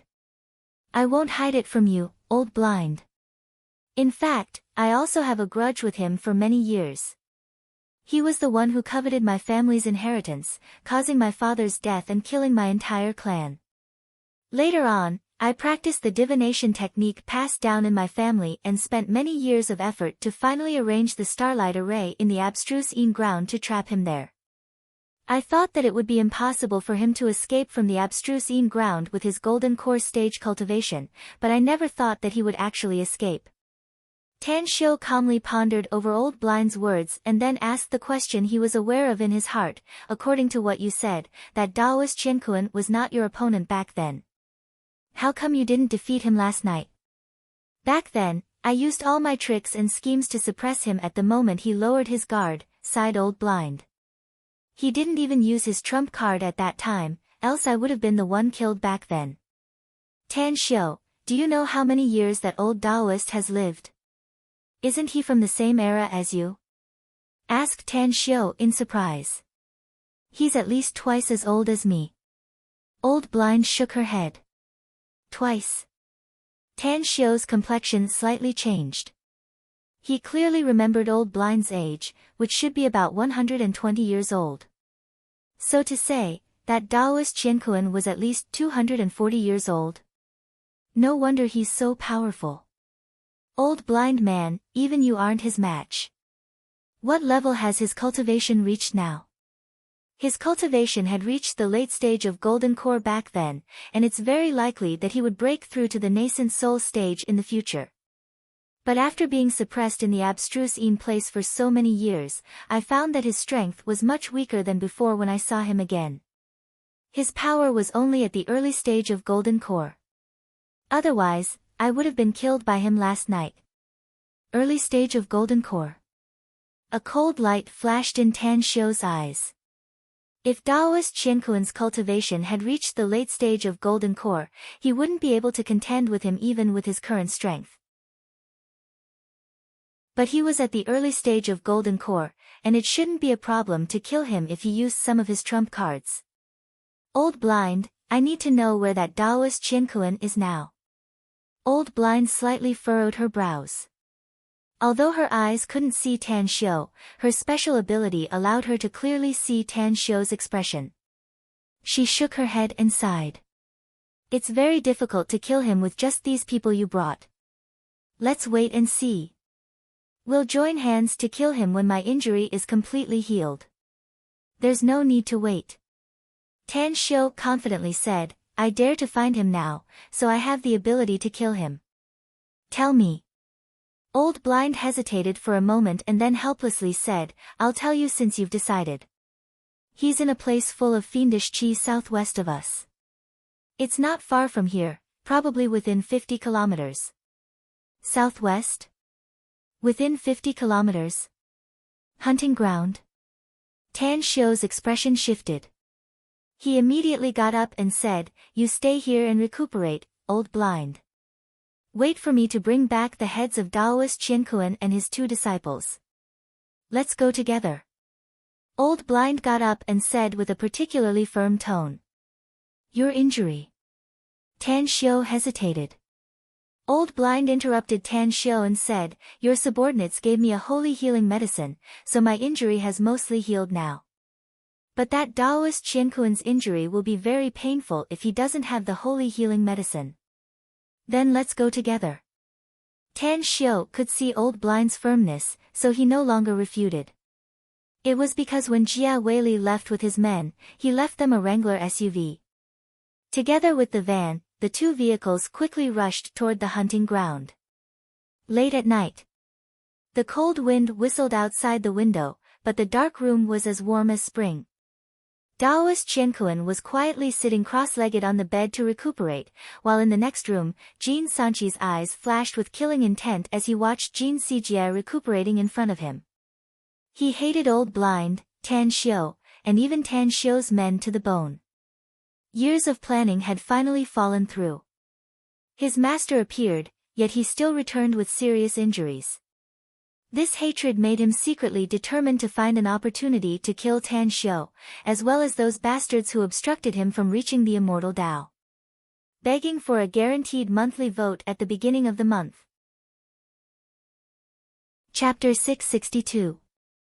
In another 2-story Western-style building, Gesangjer, dressed in loose training clothes, stood by the window with his hands clasped behind his back. His eyes were unfocused, and it was obvious that he was thinking about something. Behind him, there were 2 lethargic old men with their heads lowered, their eyes looking down at their noses, as if they were 2 statues. I need answers. Gesangjer suddenly turned around and his eyes fell on the 2 old men as he spoke with a solemn tone. One of the old men slowly raised his head and rolled his eyelids, saying, This is a big gamble. If we win, our Venom sect will have endless benefits, and if we lose, we'll be consigned to eternal damnation. You're our Venom sect master, so we'll naturally follow all your decisions. Gesangjer angrily said, 5th uncle, 6th uncle. Gesangjer angrily said, both of you are the most senior members of our Venom sect and the only 8th generation disciples who have survived until now. How can I arbitrarily decide such a big matter? We still haven't found out the details of that Tan Xiu yet. If he really has a terrifying force behind him, those old fogies can just pat their butts and leave, but we have our own sects, families, and businesses, so we can't retreat unscathed. Then let's just wait and see, said the old man indifferently. I have a feeling that this game between cultivators has just begun, and it's hard to tell who will win and who will lose in the end. That little you girl told me something a few days ago, and I think it's very reasonable. Gesangjer's expression slightly shifted and he quickly asked, what did she say? A red heart, 2 hands to prepare, said the old man. You mean? Gesangjer stared blankly for a moment and was surprised. That's right, said the old man. Since our Venom sect doesn't have the qualifications to get involved, why don't we stay out of it and benefit from both sides? Those 8 sects in the Celestial Sect of Wonders staked everything on one throw and did their best to help Jin Sanqi and Jin Sijie. In the end, those 8 old fogies all died in battle, and many of their families' elites also died. But the result? I don't believe that Jin Sanqi and Jin Sijie would so easily pass on their cultivation arts to those 8 sections. I think you should send someone to secretly find Tan Xiu and pass the news that those 3 old Taoists are here. I think that with Tan Xiu's intelligence, he should be able to understand that we are trying to befriend him. If Tan Xiu wins the game between cultivators, we'll be able to obtain his friendship. If we pay a little more, we might be able to obtain some unexpected benefits. If Tan Xiu loses, it won't affect us. Gesangjer's eyes sparkled as he gave a thumbs up and praised, Fifth Uncle, you're really astute. Just now, he was purposely keeping them in suspense. This idea couldn't be any better. I'll send someone to contact Dunn later. Before he could finish his sentence, the headlights of the cars outside the hunting ground shone on the windows of the building they were in. The 3 of them quickly moved and looked out of the window. Who would come so late at night? Gesangjer frowned and muttered. The old man who had just spoken raised his eyebrows and said thoughtfully, no matter what happens later, we can't step out of this room. Like I said, wait and see. Do you mean Tan Xiu is coming, Fifth Uncle? Gesangjer was surprised. Just keep watching and you'll know, said the old man. Boom, the hunting grounds gate was smashed open by the Wrangler off-road vehicle and roared into the hunting ground. 4 security guards in the security room had just rushed out of the room when they were silently knocked out and dragged back to the security room. As the 2 cars stopped in front of the guest building, Tan Xiu and Old Blind got off together. Daoist Qiankuan, Jin Sanqi, and Jin Sijie. If you 3 master and disciples are not cowards, then get the fuck out here for this father. Else, I'll destroy this small building and let you eat a few mouthfuls of ashes. Tan Xiu grabbed the spirit spear and instantly released his spiritual sense, locking the 3 master and disciples in the 2 rooms. Bastards! The moment Daoist Qiankuan, who was recuperating, opened his eyes, he angrily destroyed the window and instantly appeared in front of Tan Xiu and the others. Jin Sanqi, Jin Sijie, and even the elites of the 8 forces of the strange doors also came out of the building and stood behind Daoist Qiankuan and his disciples. Tan Xiu sized up Daoist Qiankuan and sneered, you're an old man who doesn't die. Daoist Qiankuan, you've lived for more than 200 years, yet you shamelessly schemed against my people. Are you tired of living? Daoist Qiankuan squinted his eyes and scrutinized Tan Xiu. Then, he slowly said, you're Tan Xiu. That's right. Tan Xiu straightforwardly replied. Daoist Qiankuan shook his head as though he was looking at a dead man. His eyes then shifted to Old Blind and sighed, Old Blind, it seems you've really become this little bastard's lackey. If it weren't for my disciple's injury, how could I have let you escape last night? You're courting death today, so don't blame this old Daoist for being ruthless. Old Blind was silent for a few seconds and then slowly said, that brat Tan Xiu didn't listen to this Old Blind's advice and insisted on coming to seek revenge. Since I have something to ask of him in the future, I naturally can't just ignore it. If worst comes to worst, I'll give up my life here today and drag your soul to perish together with me. Tan Xiu slightly furrowed his brows and lightly said, Old Blind, you're not allowed to act unless I can't hold on anymore. Tan Xiu, you! Old Blind shouted in a low voice. Tan Xiu waved his hand to interrupt her and said in a deep voice, Shut up if you want to have a place to retire in the future. I know what I need to do. Having said that, Tan Xiu crazily poured his primal chaos force into the pitch-black spirit spear. After many days of refinement, Tan Xiu had completely refined this spirit spear. What made him pleasantly surprised was that this spirit spear was definitely a top-notch weapon. Even with his current cultivation, it was already very good for him to burst out 50% of the spear's power. Perishment Chart, Boundless Spear Array. Tan Xiu's body soared into the air as the spirit spear suddenly ignited with raging flames. Relying on the spear, Tan Xiu drew an array pattern in the air. After throwing the spirit spear into the air, the array instantly took shape and was activated in an instant. Within a radius of 100 meters, layers of illusory spear phantoms appeared. A surging airflow forced Old Blind, Moo, and the others to retreat dozens of steps, directly leaving the range of the spear array. Spear as the array, eye as the spring. Tan Xiu instantly appeared at the array's eye as a steady stream of primal chaos force crazily gushed out, instantly turning the radius of 100 meters into a raging sea of fire. An offensive array. Daoist Qianquan's complexion greatly changed, while Jin Sanqi and Jin Sijie also looked horrified. It was not that the three of them, master and disciples, didn't know anything about arrays, but they knew very little about it. Never in their dreams had they ever thought that someone in this world could actually arrange such an array. In a flash, the world in front of the three of them, master and disciples, suddenly changed. Even the dozens of elites from the strange doors who were shrouded in the spear array suddenly found that the world in front of them seemed to have turned into an azura hell. Fire snakes, fire birds, fire dragons, fire phoenixes, innumerable lifelike and lifelike species, like real living beings, broke free from the underground magma one by one and roared as they pounced towards them. Layers of overlapping spear phantoms were like streams of light that constantly shuttled back and forth around them. A destructive aura descended from the heavens, and a formless pressure instantly enveloped them. Arjij, a blood-curdling scream came from the mouth of an elite from the strange doors. A slender fire snake suddenly drilled out from the hot rock at the soles of his feet and slithered into his body through the sole of his foot. The intense pain made him feel like his soul was about to leave his body. But just as his scream sounded, all kinds of flame-spawned creatures pounced on him. They dismembered him and ate him.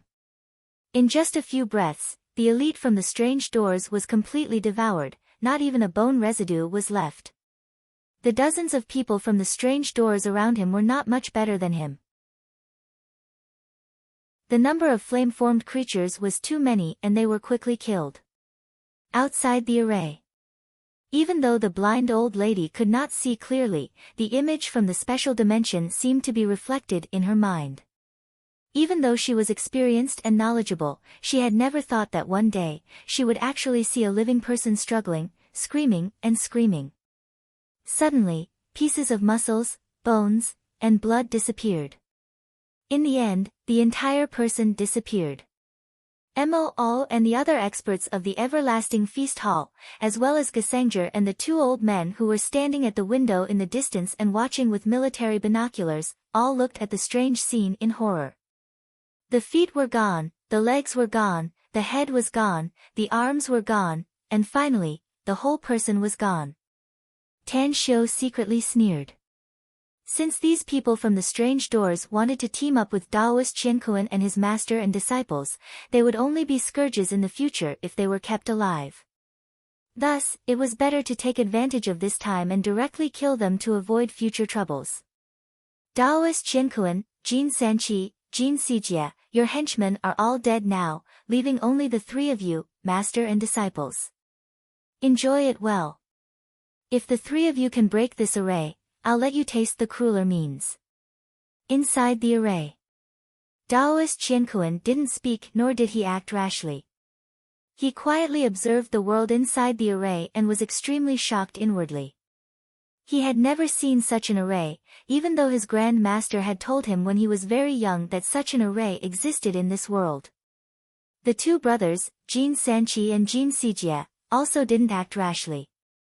After all, both of them were over 100 years old and could be regarded as old monsters in the cultivation world. "Who the hell are you, Tan Xiu?" Finally, Jin Sanqi couldn't help but shout.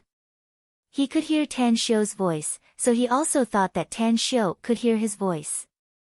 However, the moment his voice rang out, countless creatures formed from flames around him howled and lunged at him. Even the magma underground gushed out at this moment and blotted out the sky and earth as it rushed toward him. With a strange look in his eyes, Tan Xiu, who was inside the array, laughed aloud and said, "Who am I? I'm someone so powerful that you can't even imagine it. Since you're all going to die, you might as well go to hell and be muddled ghosts. I'm begging for a guaranteed monthly ticket at the beginning of the month. Thank you very much."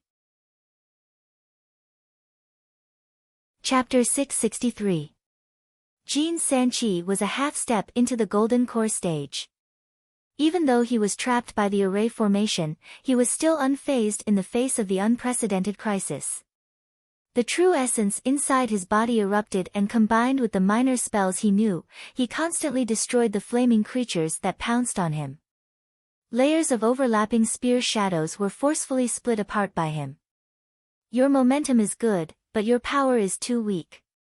Jin Sanqi showed a bit of disdain and his counterattack increased again.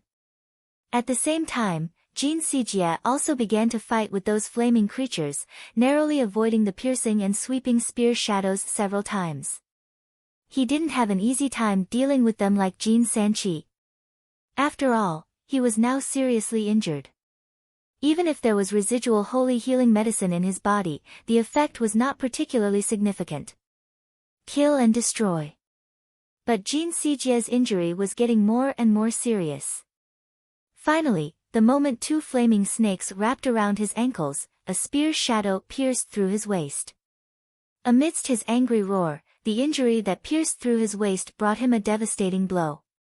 Countless flaming creatures and even more spear shadows followed. "Brother, avenge me." Jin Sijie bled from his 7 orifices, but it immediately evaporated in the heat wave. His burly body finally fell to the magma at the side due to the heavy injuries. Although his body was as hard as iron, the magma still swallowed him up, leaving nothing behind. "Sijie." When Jin Sanqi clearly heard his younger brother's roar, his heart felt like it had fallen into an ice cave. Anger and hatred twisted his face, and the destructive power that erupted from his every move swept away the flaming creatures in the surroundings. Even the dozens of spear shadows were kicked away by him and exploded into pieces dozens of meters away. Daoist Qiankuan never moved and let many flaming creatures climb on his body. He stood there like a rock. He wasn't proficient in array formations, but he knew a bit about it. Through observation and inference, he found that as long as he didn't move or speak, those flaming creatures wouldn't take the initiative to attack him. Even the spear shadows that flew around seemed to have lost their target. However, his disciple's roar shook his heart violently.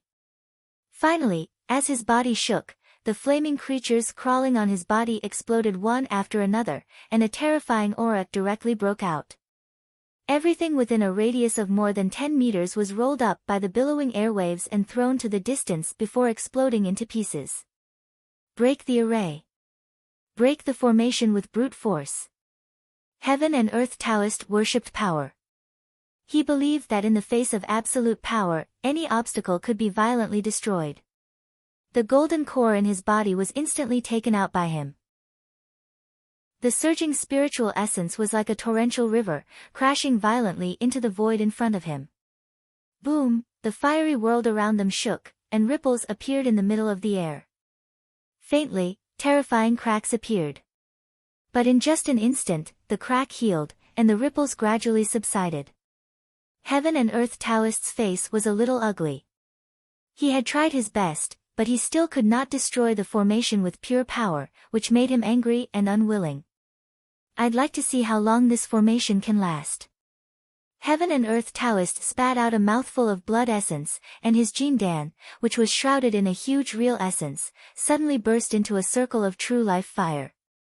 With the rising momentum, he once again bombarded the void in front of him. This time, the ripples in the surrounding air were even more intense, and the crack was slightly wider than before. However, the array formation still shook violently and recovered. Break, break, break, again and again, the fiery world in front of him kept shaking, and the cracks in the ripple-like air kept increasing. As the number of bombardments increased, the fiery world seemed to be fragmented at any time, and the spear formation could be broken at any time. At the eye of the formation, Tan Xiu's face was a little ugly. Although he was desperately outputting his primal chaos force, Heaven and Earth Taoist's attack was too strong. Even if he tried his best to control it, the formation would still be broken. He steeled his heart and flipped his hand to take out 5 flame talismans and 4 lightning talismans, the only offensive talismans he had. Kill. His lips slightly opened and he uttered the word, kill. 5 flame talismans and 4 lightning talismans were under his control. Among them, 2 flame talismans and 1 lightning talisman appeared around Jin Sanqi and exploded in an instant, severely injuring him. The remaining 3 flame talismans and 3 lightning talismans instantly appeared around Heaven and Earth Taoist and formed a sea of fire that directly shrouded him, while dozens of lightning bolts instantly bombarded his body. Heaven and Earth Taoist spurted out a mouthful of blood again. He felt his internal organs being bombarded and displaced by the hard damage. The burning sensation made him suffocate, and his body was whipped by the electric current, leaving him badly bruised and badly mutilated. But at this moment, the fierceness in his heart was completely aroused. The incantation, under the guidance of his blood, was integrated into the Jin Dan.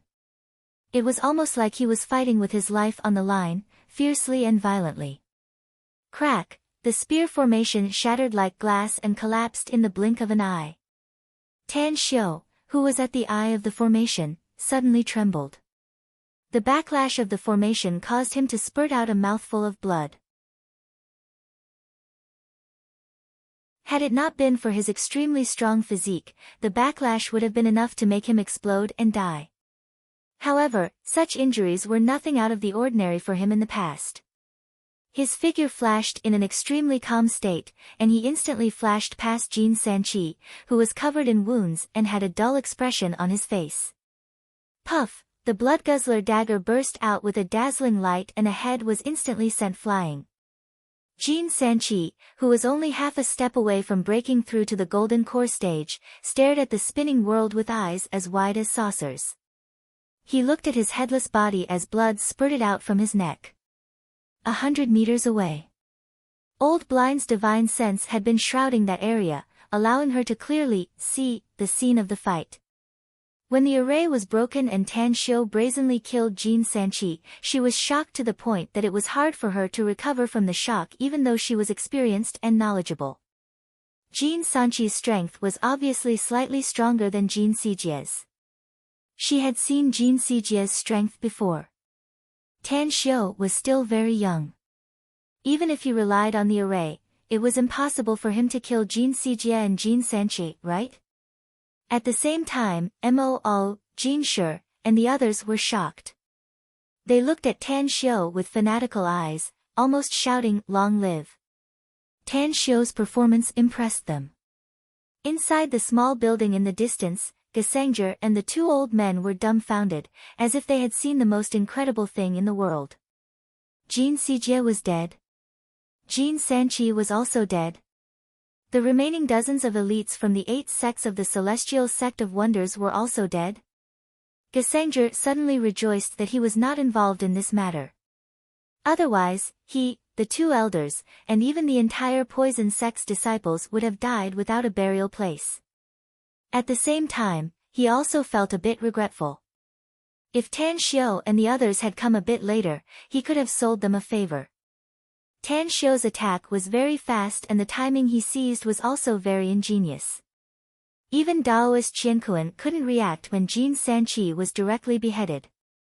At this moment, despite having experienced countless storms and waves in his life, Daoist Qiankuan was still so heartbroken that he almost burst into tears.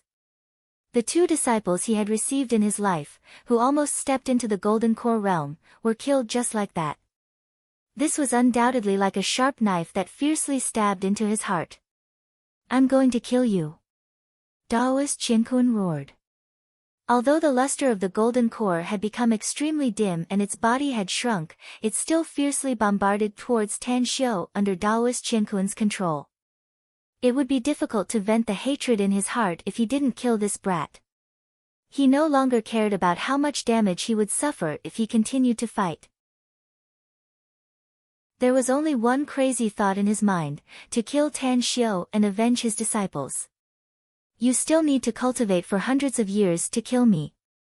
Tan Xiu laughed loudly as his figure rushed towards the bombarding Golden Core like a sharp arrow.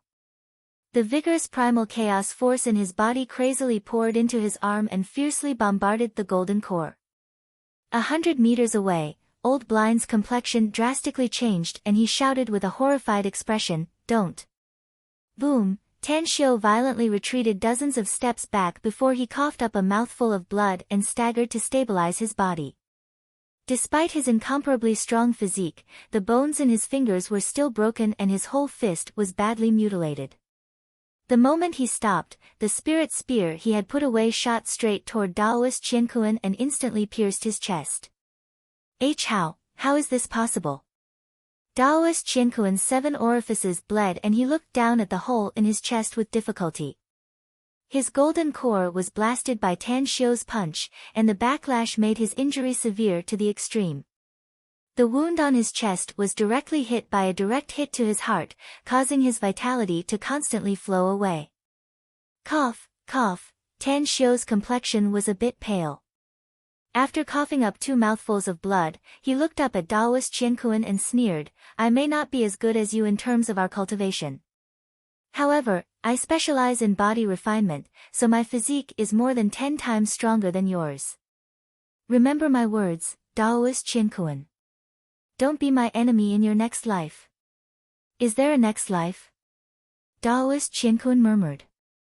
As soon as he finished speaking, his body crashed to the ground, and he had already breathed his last. Tan Xiu couldn't deny it. He turned his head and saw that Old Blind, Moo, and the others had arrived quickly. He immediately shook his wrist and lightly smiled, "I'm fine. It's just a minor injury. Killing them, master and disciple, did cost me a lot of means. But now that they've been eliminated, I don't have to worry about them anymore." "How can you be so strong, Tan Xiu?" Old Blind murmured. "That old Taoist is a Golden Core expert and an old freak who has lived for 200 or 300 years. You're so young and you haven't been cultivating for a long time, have you?" "There's nothing impossible in this world," said Tan Xiu with a light smile. Daoist Qiankuan and his 2 disciples may have high cultivation, but their fighting means are very poor. Even if I didn't fight him head-on, I still have countless means to kill him. It's just that it will take more effort." Old Blind fell into silence.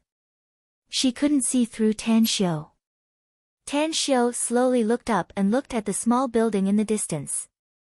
Then, he said in a clear voice, "Gesangjer, as the owner of this hunting ground, shouldn't you come out to greet the guests? Begging for the minimum monthly vote support at the beginning of this month." Chapter 664. Inside the 2-story building, Gesangjer's breathing stagnated. When he turned to look at the 2 old men beside him, he found that both of them nodded to him at the same time. After a while, Gesangjer and the 2 old men appeared in front of Tan Xiu and the others.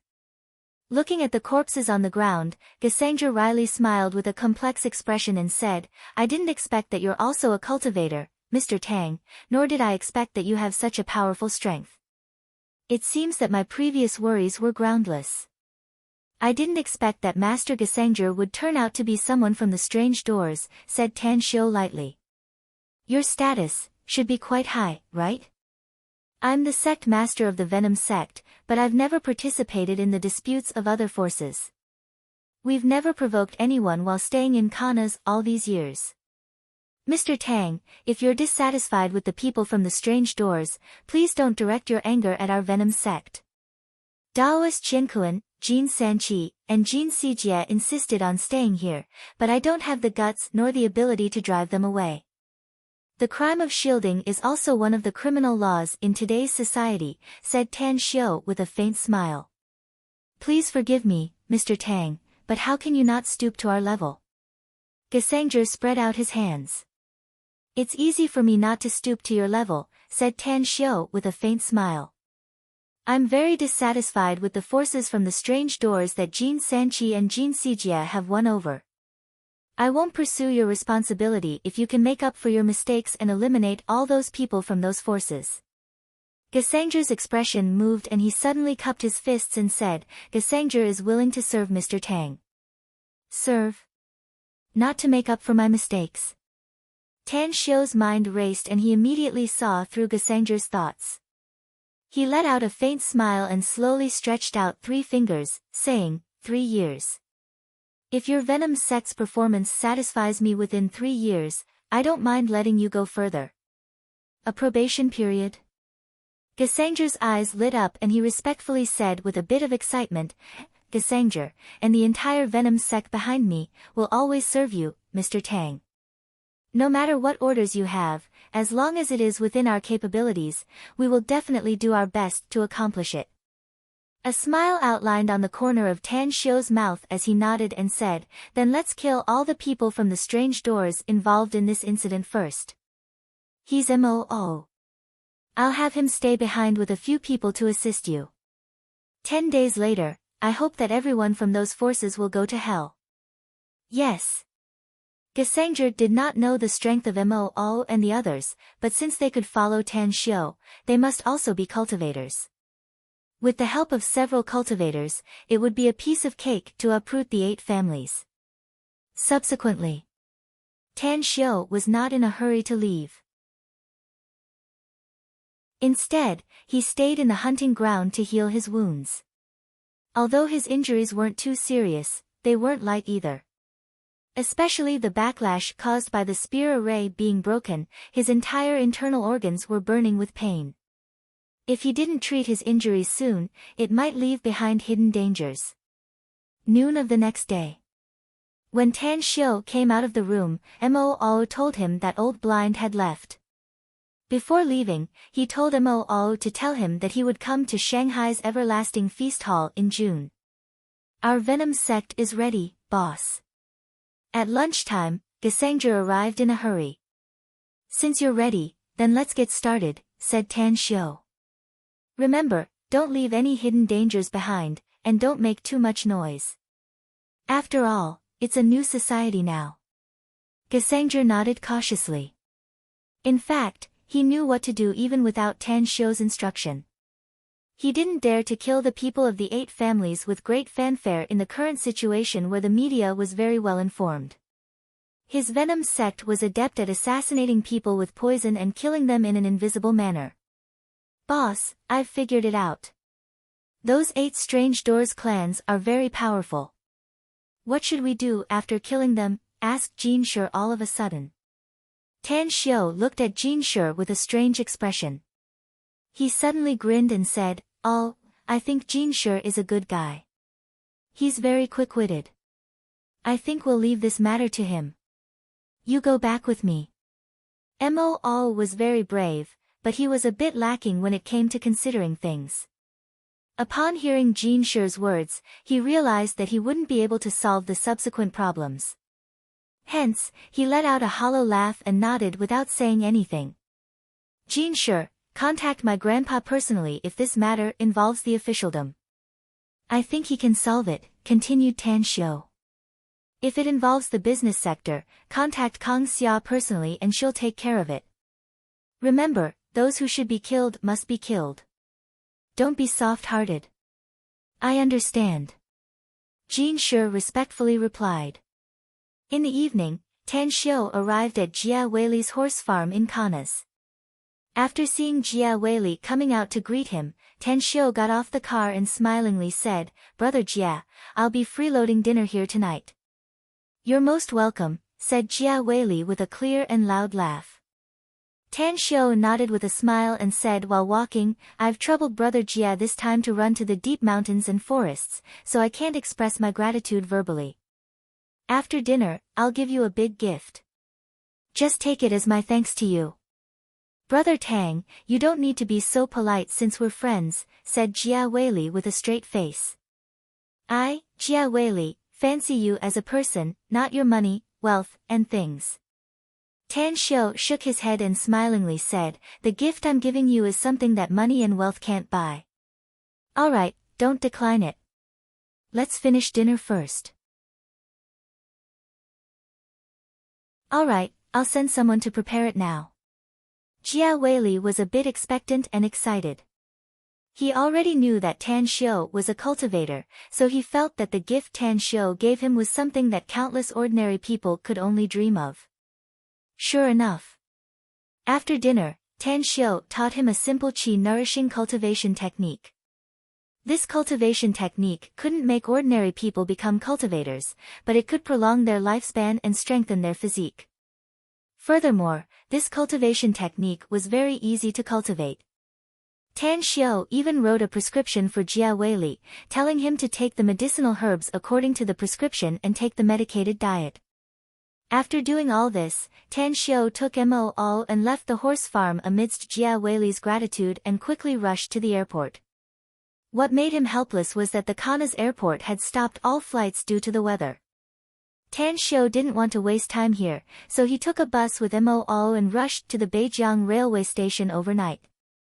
"All the train tickets are sold out, boss." Mo All came out from the ticket booth with a helpless expression. The new year had just passed, and it was the peak period for students to go out to study and workers to work. "It's 2 a.m. now, so it seems we can only leave this place and find a hotel nearby to stay." "We'll leave tomorrow morning," said Tan Xiu. Mo All nodded silently.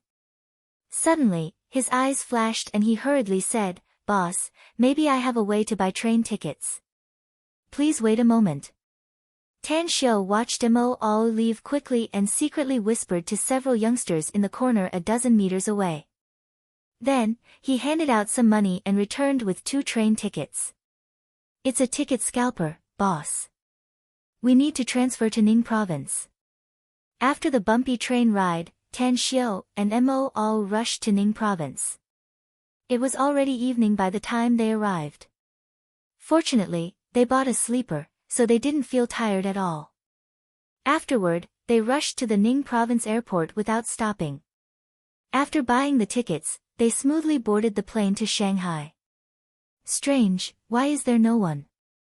After they boarded the plane, Tan Xiu and Mo All were surprised that there were no passengers on this flight. The entire cabin was empty except for the 4 stewardesses. "Sir, this flight has been cancelled due to the weather.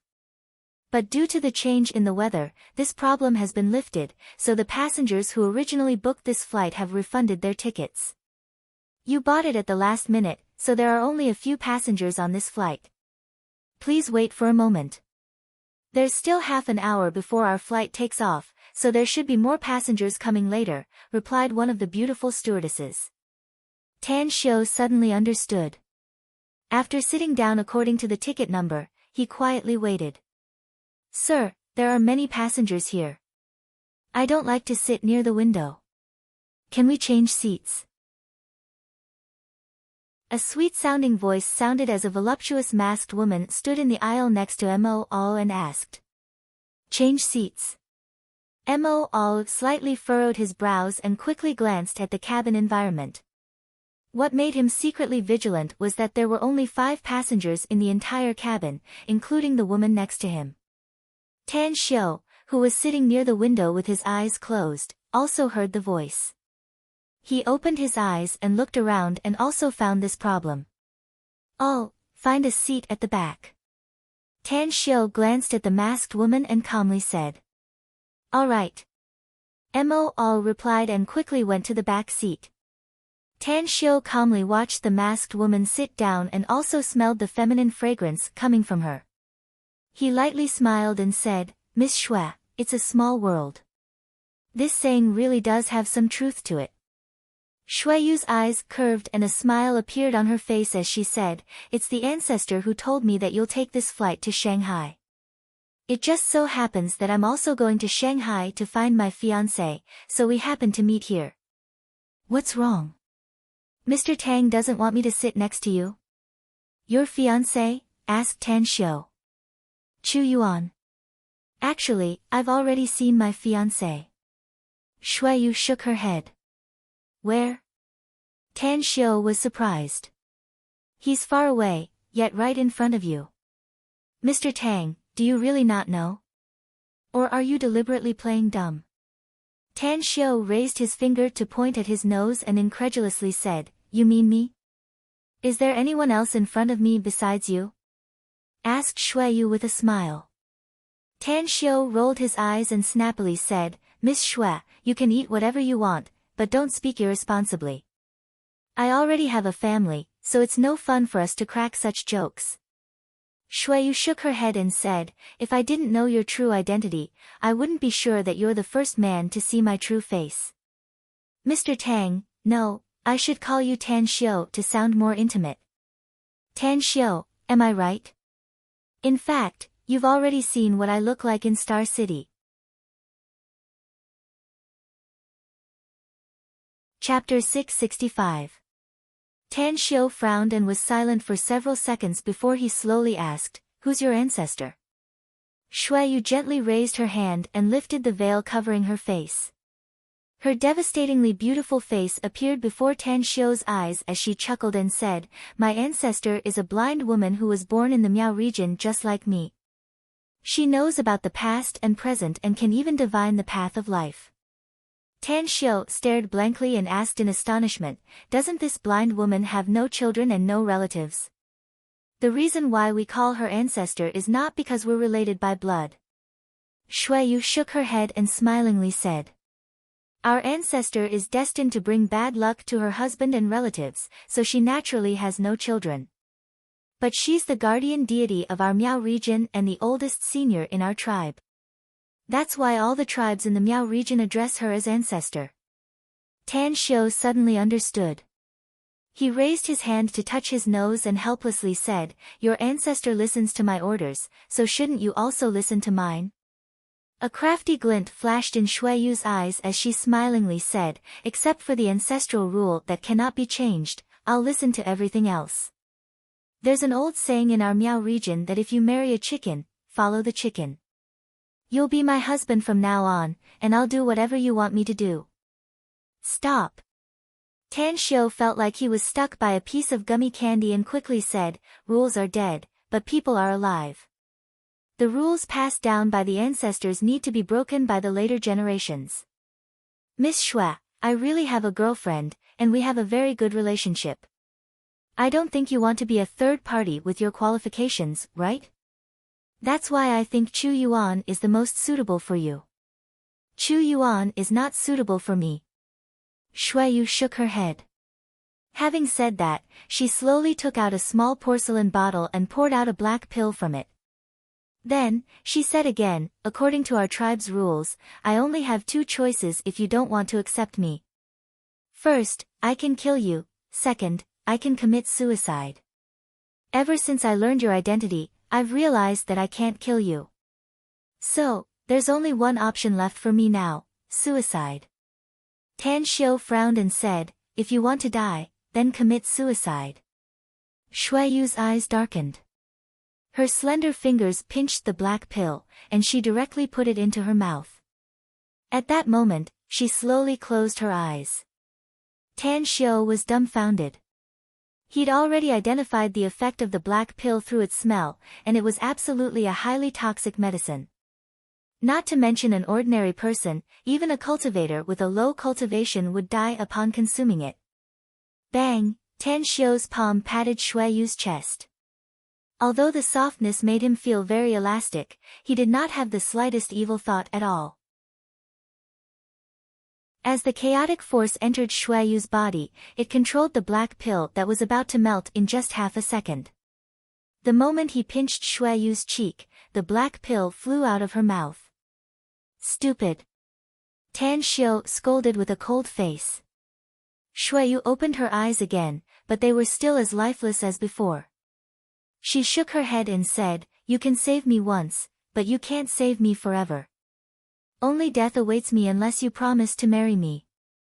Tan Xiu fell into silence. After releasing Shueyu's cheek, he thought for a few minutes and then slowly said, "Since I can't make you change your clan's rules, then Old Blind should be able to do it, right?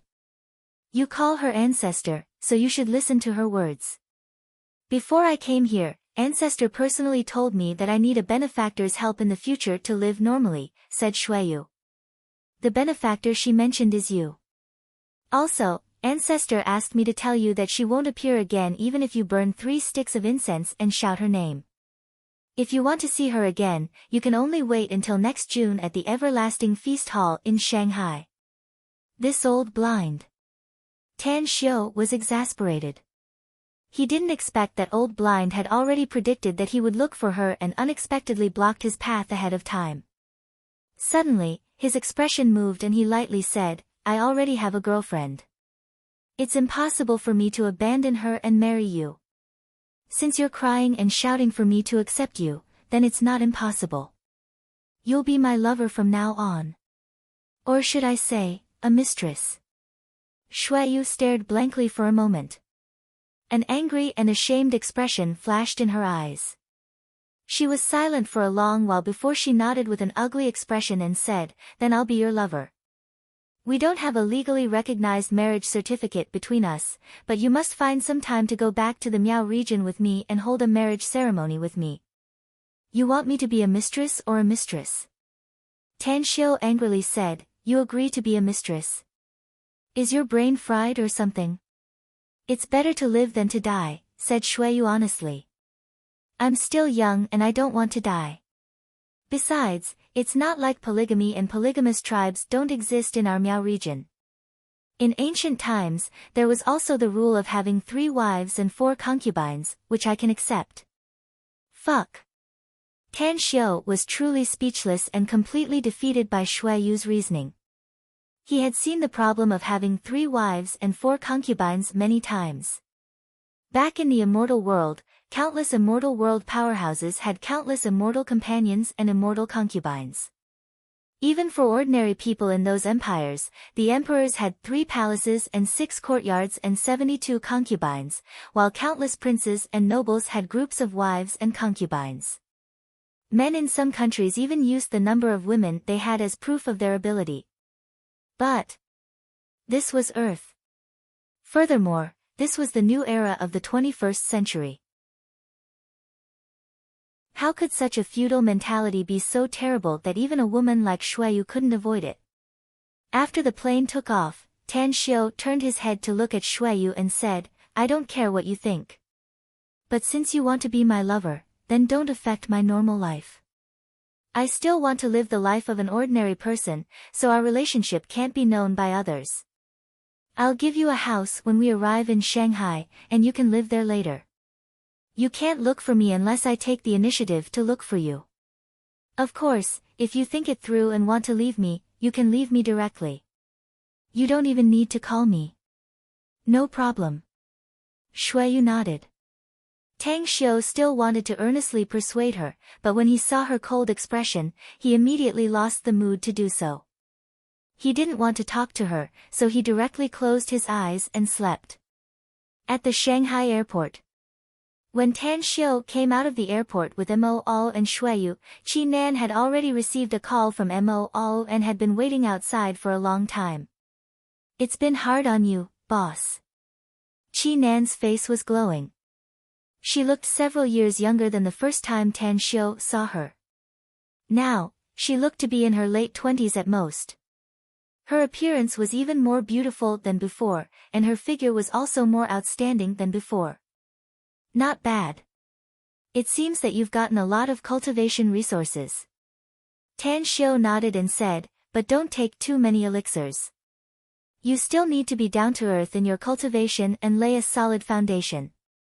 Else, it'll be very easy for you to suffer from qi deviation if your cultivation level rises too fast.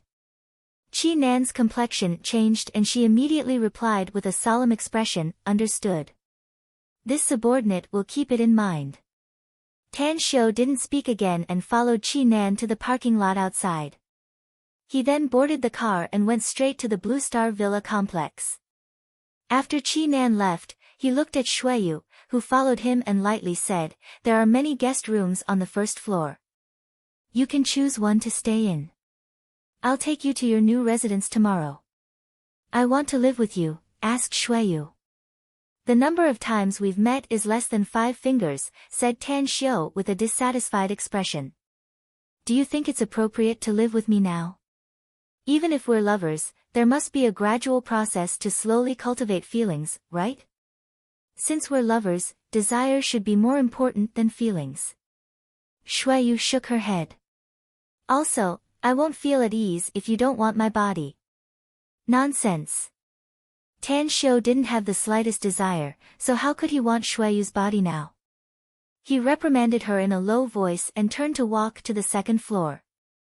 As for Mo, although it was his first time here, he seemed to be familiar with the place and quickly found a room. On the second floor. When Tan Xiu walked into his bedroom and saw Shuiyu following him, he was at a loss whether he had to cry or laugh. Hey, Jade Beauty, you don't have to be so persistent, do you? Can't you just give me a break? A few days. Just a few days.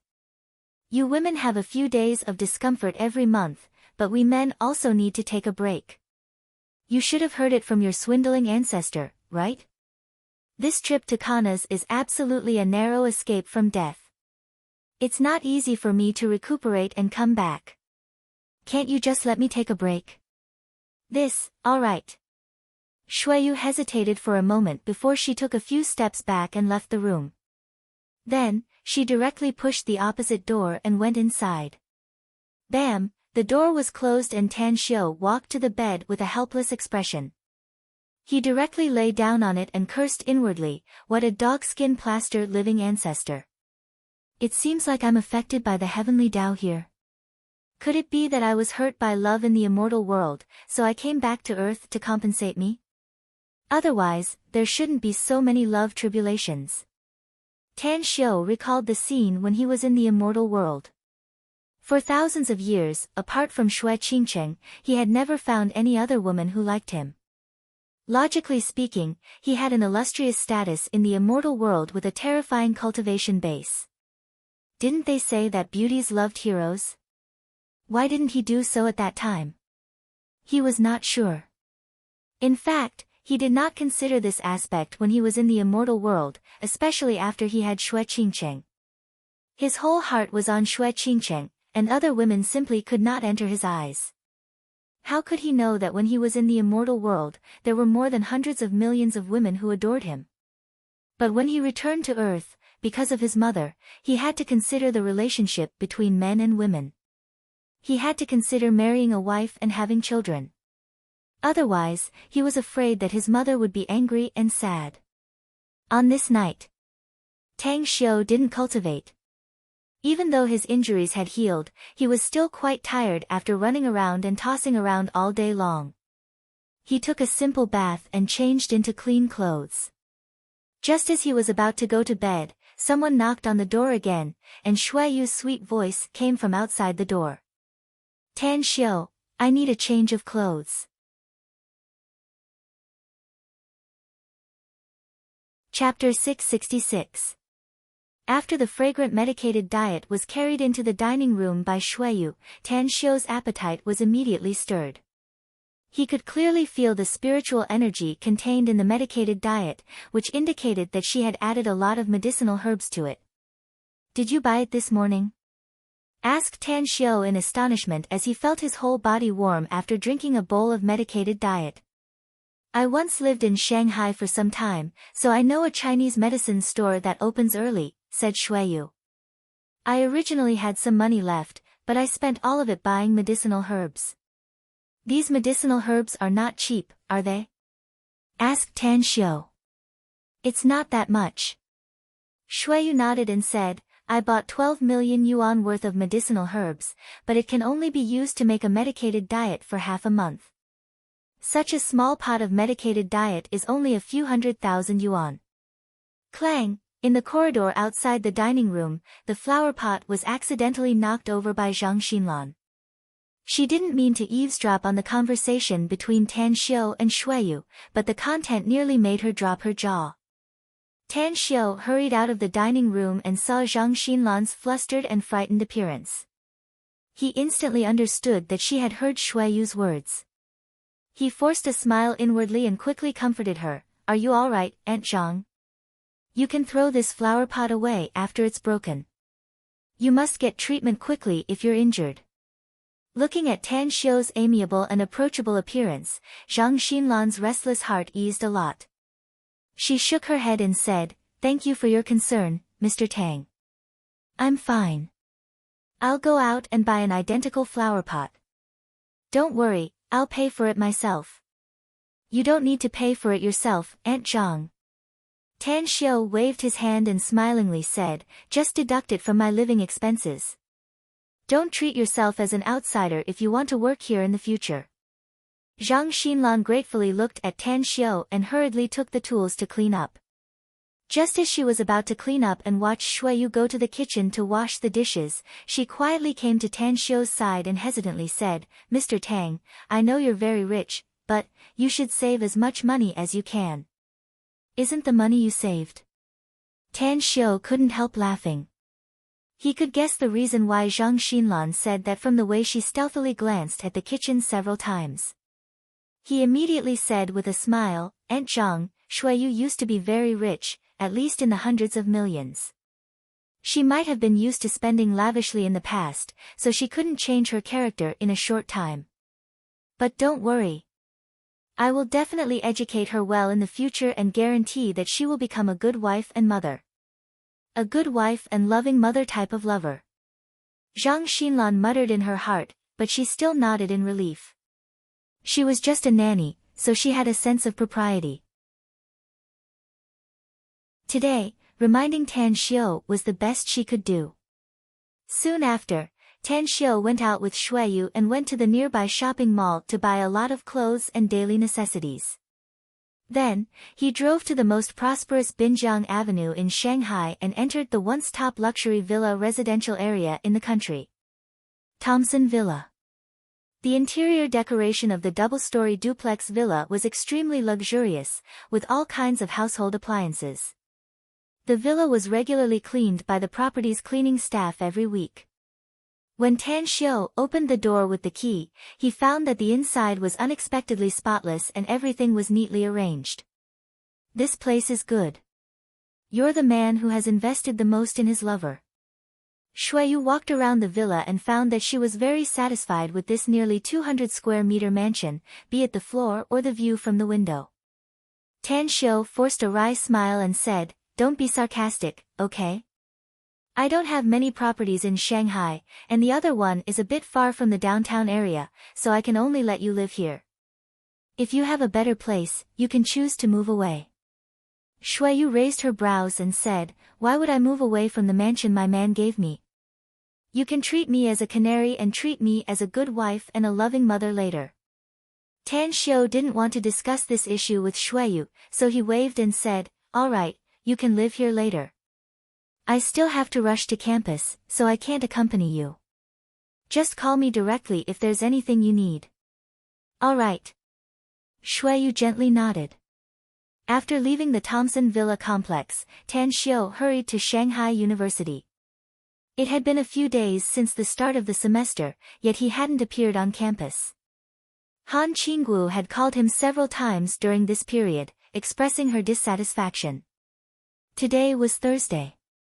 Although he didn't have any classes in the morning, he still had to rush to campus to see Han Qingguo. He also had to call his dormitory brothers at noon. Since the luxury sedan was left to Shuiyu, he took a taxi to the gate of Shanghai University and saw several luxury supercars driving inside.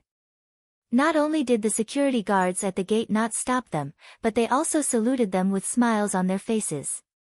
Which family's second-generation silk pants are they from? Tan Xiu sighed inwardly and walked inside. Along the way, many students greeted Tan Xiu, while Tan Xiu also responded to them one by one. He was, after all, a celebrity at Shanghai University, and nearly all the teachers and students knew him. Han Qinggu, I, Song Zitsong, love you. Marry me. I promise I'll love you with all my heart. I'll love you forever and ever. The loudspeaker was placed on a yellow supercar with a handsome young man holding a bouquet of roses standing next to it. Nearby, there was also a young man in front of 3 other supercars. Each of them was hugging a graceful girl, smiling as they watched the courtship scene. Tan Xiu's pace came to a halt. He looked up at the teaching building in front of him and a smile outlined on the corner of his mouth. He really wanted to tell the courtship young man not to be blind to Han Qinggu. But when he thought that the second-generation silk pants was not a good person, he immediately dispelled the idea. Originally, he was anxious to go to the teacher's office in the teaching building to cancel his leave with Han Qinggu. But when he saw such a wonderful courtship scene, he immediately dismissed the idea. Instead, he walked to the big tree at the side and leaned there with his arms crossed, looking at Han Qinggu running out of the building with a faint smile. At this moment, Han Qinggu was wearing jeans, a white goose-down coat, and a coffee-colored scarf around her neck. However, her expression was very angry, and her eyes seemed to be able to spit fire. She ran to the young man holding a large bouquet of roses and scolded him, Song Zitsong, are you done yet? You came to my house to make trouble, and now you even came to my campus to make trouble. Do you believe that I won't call the police? With a sincere expression, Song Zitsong directly knelt on one knee in front of Han Qinggu and swiftly took out a heart-shaped red box from his pocket. He opened it to reveal the sparkling diamond ring that was at least 2 carats and said, Qinggu, I've really fallen in love with you. I've been deeply attracted by your graceful bearing ever since you drove away those 7 thugs in front of me. I swear that I love you with all my heart. Please give me a chance, I'll definitely make you happy. Marry me. I'm sorry. Han Qinggu coldly refused. You're just a pretty boy with powdered hair and a powdered face in my eyes. You don't have any masculinity at all. You can't give me any sense of security, and I don't have any feelings for you either. If you're done, then quickly get the hell out of Shanghai University. I won't give up. No matter how much time, power, money, or action I have to spend, I'll pursue you, said Song Zitsong seriously. Feelings need to be cultivated, and I firmly believe that my efforts will make you open your heart. Sooner or later, you'll be able to accept me. Han Qinggu was exasperated. She raised her fist at Song Zitsong's handsome face, but she didn't punch it.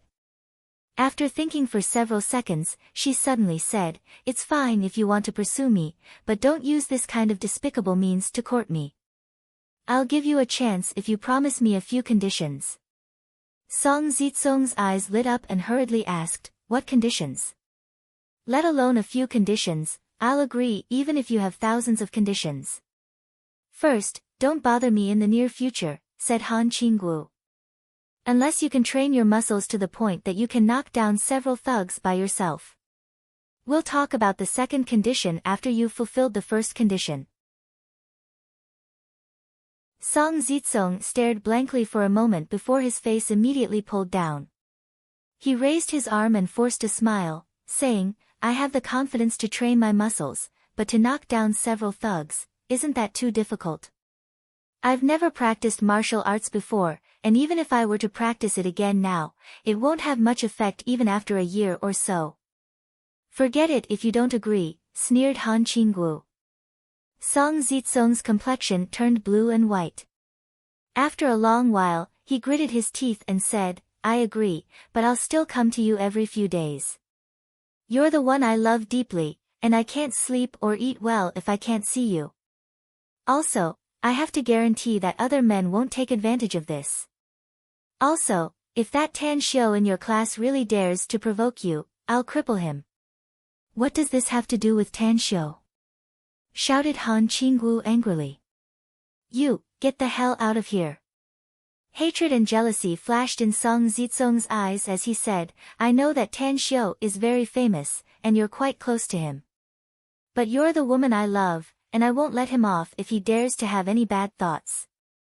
Fuck off. Snapped Han Qingwu. Not far away. Tan Xiu was at a loss whether he had to cry or laugh as he looked at Song Zizong. Never in his wildest dreams did he expect that the scene where he was supposed to woo Han Qingwu would suddenly involve him. However, he didn't take Song Zizong's threat to heart at all. Before figuring out the cause and effect of Xue Qingqing's betrayal, he would never have the slightest relationship with Han Qingwu. On the other hand, once bitten by a snake, twice shy. He also didn't feel like entangling with this woman.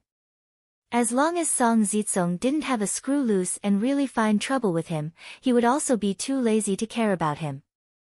After all, he didn't care about a boy without the strength to truss a chicken even if his family background was better. A few minutes later. 4 supercars left. Tan Xiu looked at Han Qingwu, whose face was faintly pale with anger. He put down his arm and walked over with a playful expression as he caught up with Han Qingwu's departing figure. You're quite popular, Teacher Han. You even have a lot of pursuers chasing you to school.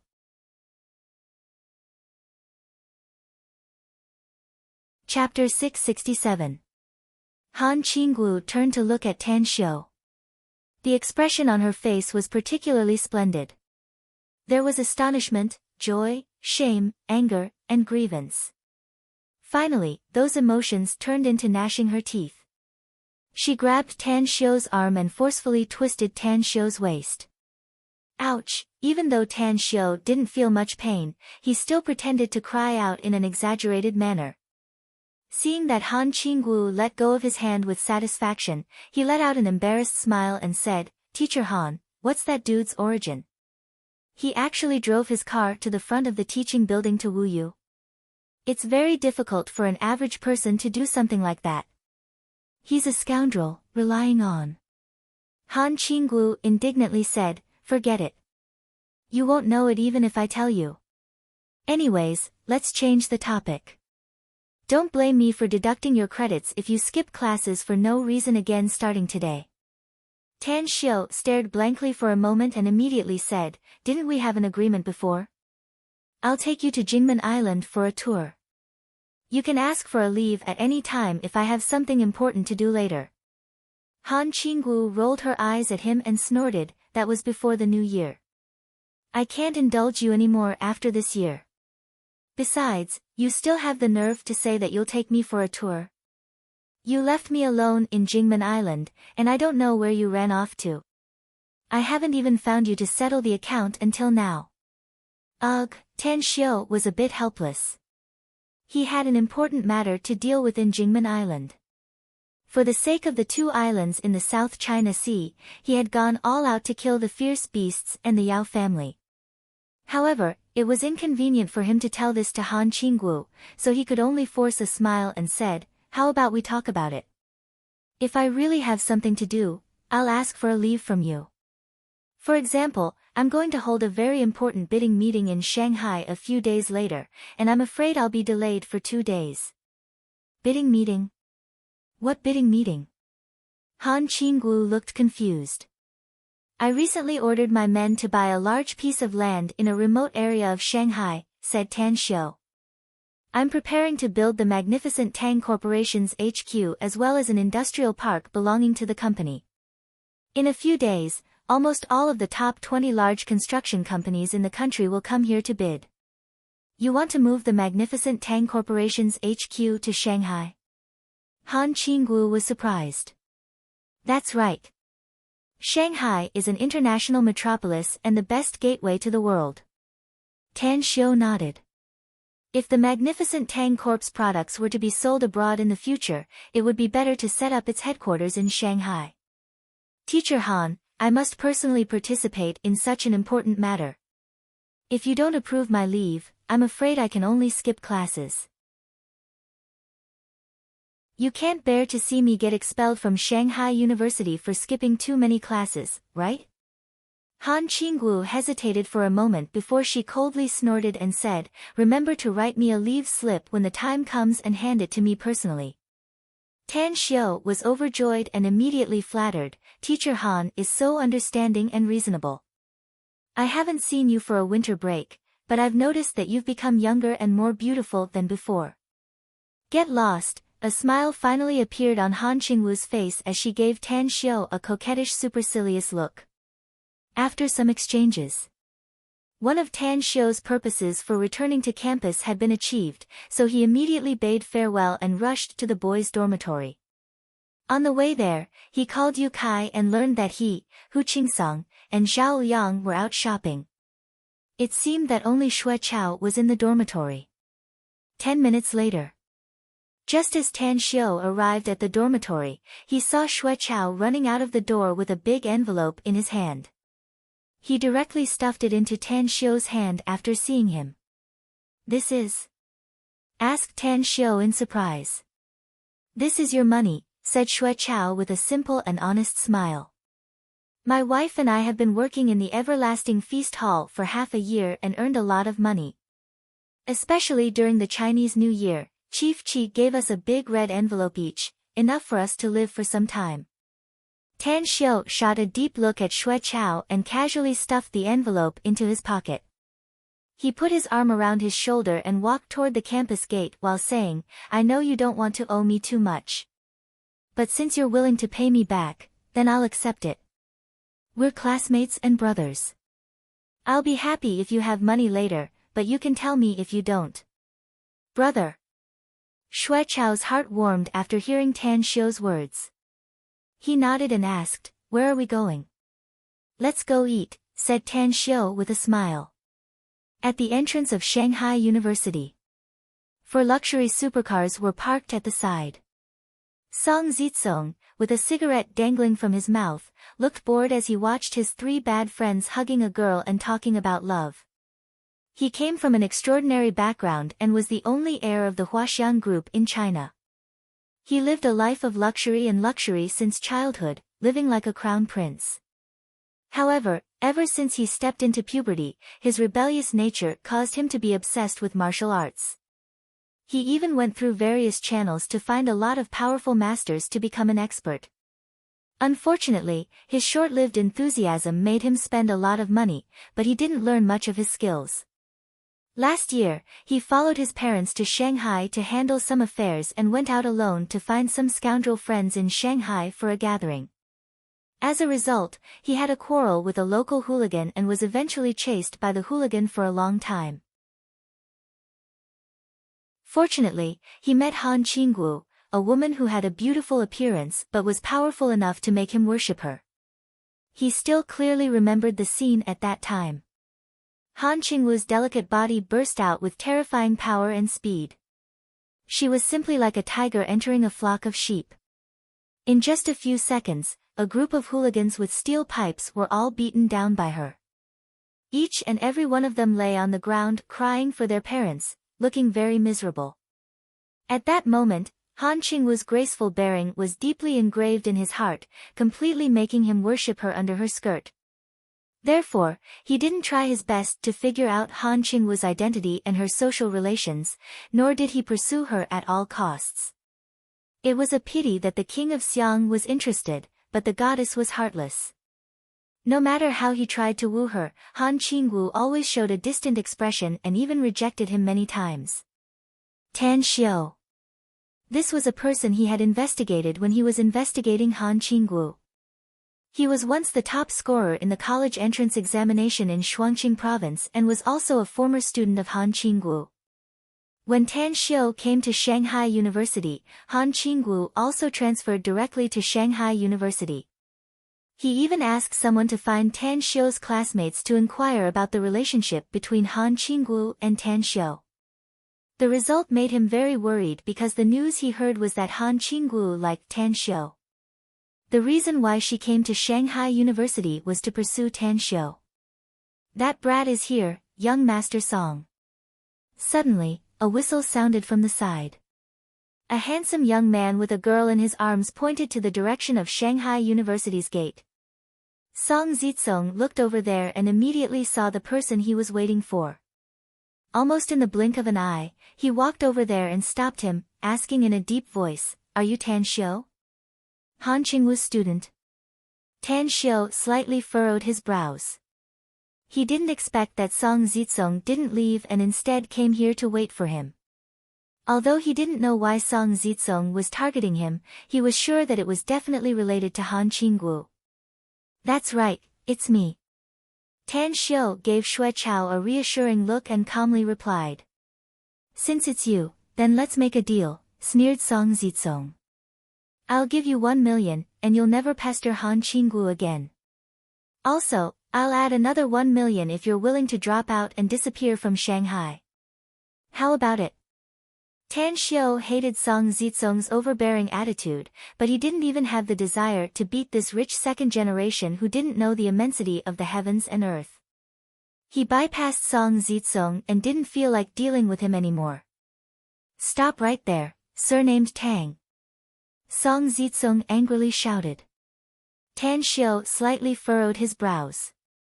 He turned around and indifferently said, "I want to know something. Do you have no confidence in yourself? Or do you want to play dirty tricks? I'll tell you in advance that I'm not short of money. Maybe your father's money is not as much as mine." Yo. There's actually such a crazy guy in Shanghai University. Do you know how much money young Master Song's family has? Do you know how many listed companies young Master Song's father controls? Most importantly, do you know who his father is? Ha ha ha. A young man pushed away the girl in his arms and walked over with a cigarette in his mouth. "Who are you?" asked Tan Xiu. The young man coughed and casually tidied his clothes. He then smilingly said, "I'm a local bully in Shanghai, and there are only a handful of people I don't know among the rich second generation and the second generation of officials. Don't laugh. I'm not trying to scare you. I just want you to be afraid and back off. Then, my friend from the other side won't have to deal with you. The less trouble, the better." "Who are you?" Tan Xiu sneered. Tang Xiu sneered, "A local bully. What's your name?" Song Zitsong sneered and interjected, "You haven't even heard of him, yet you still dare to touch a woman like Han Qingwu? You're really courting death. Do you know the Xinyang Group? He's the future successor of the Xinyang Group, Zhang Zitao." The Xinyang Group. A strange expression appeared on Tan Xiu's face as he looked at the young man and asked, "Are you Zhang Yueming's son?" The smile on Zhang Zitao's face froze. He slightly furrowed his brows and said, "You're not qualified to mention my father's name. I'll spare you this time, but I'll make you regret it if you dare to say it again in front of me." Tan Xiu suddenly smiled.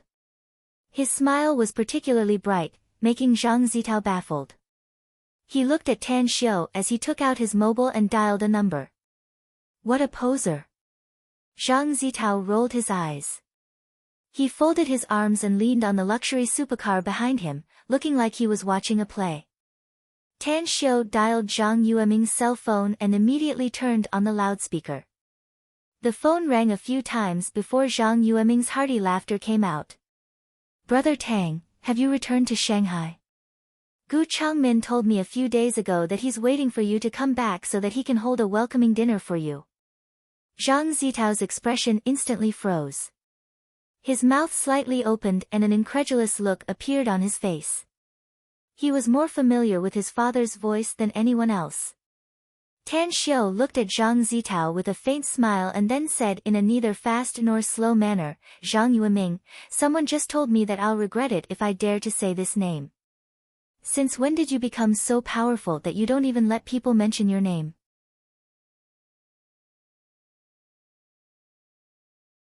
Chapter 668. At the Xinyang Group. Zhang Yueming left the boss's chair and walked to the window to talk. Upon hearing Tan Xiu's words, he stared blankly for a moment before he couldn't help laughing and said, "You must be joking, Brother Tang. I would have become the president of the United Nations if I had such great ability.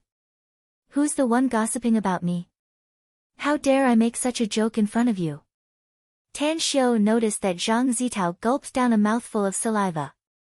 The smile on his face turned a bit thicker as he said, "Who else dares to gossip about me other than your precious son? Even if you and Brother Gu want to hold a welcoming dinner for me, I don't dare to go, and I can't go either. Your son is now blocking me at the gate of Shanghai University with his hardcore brother.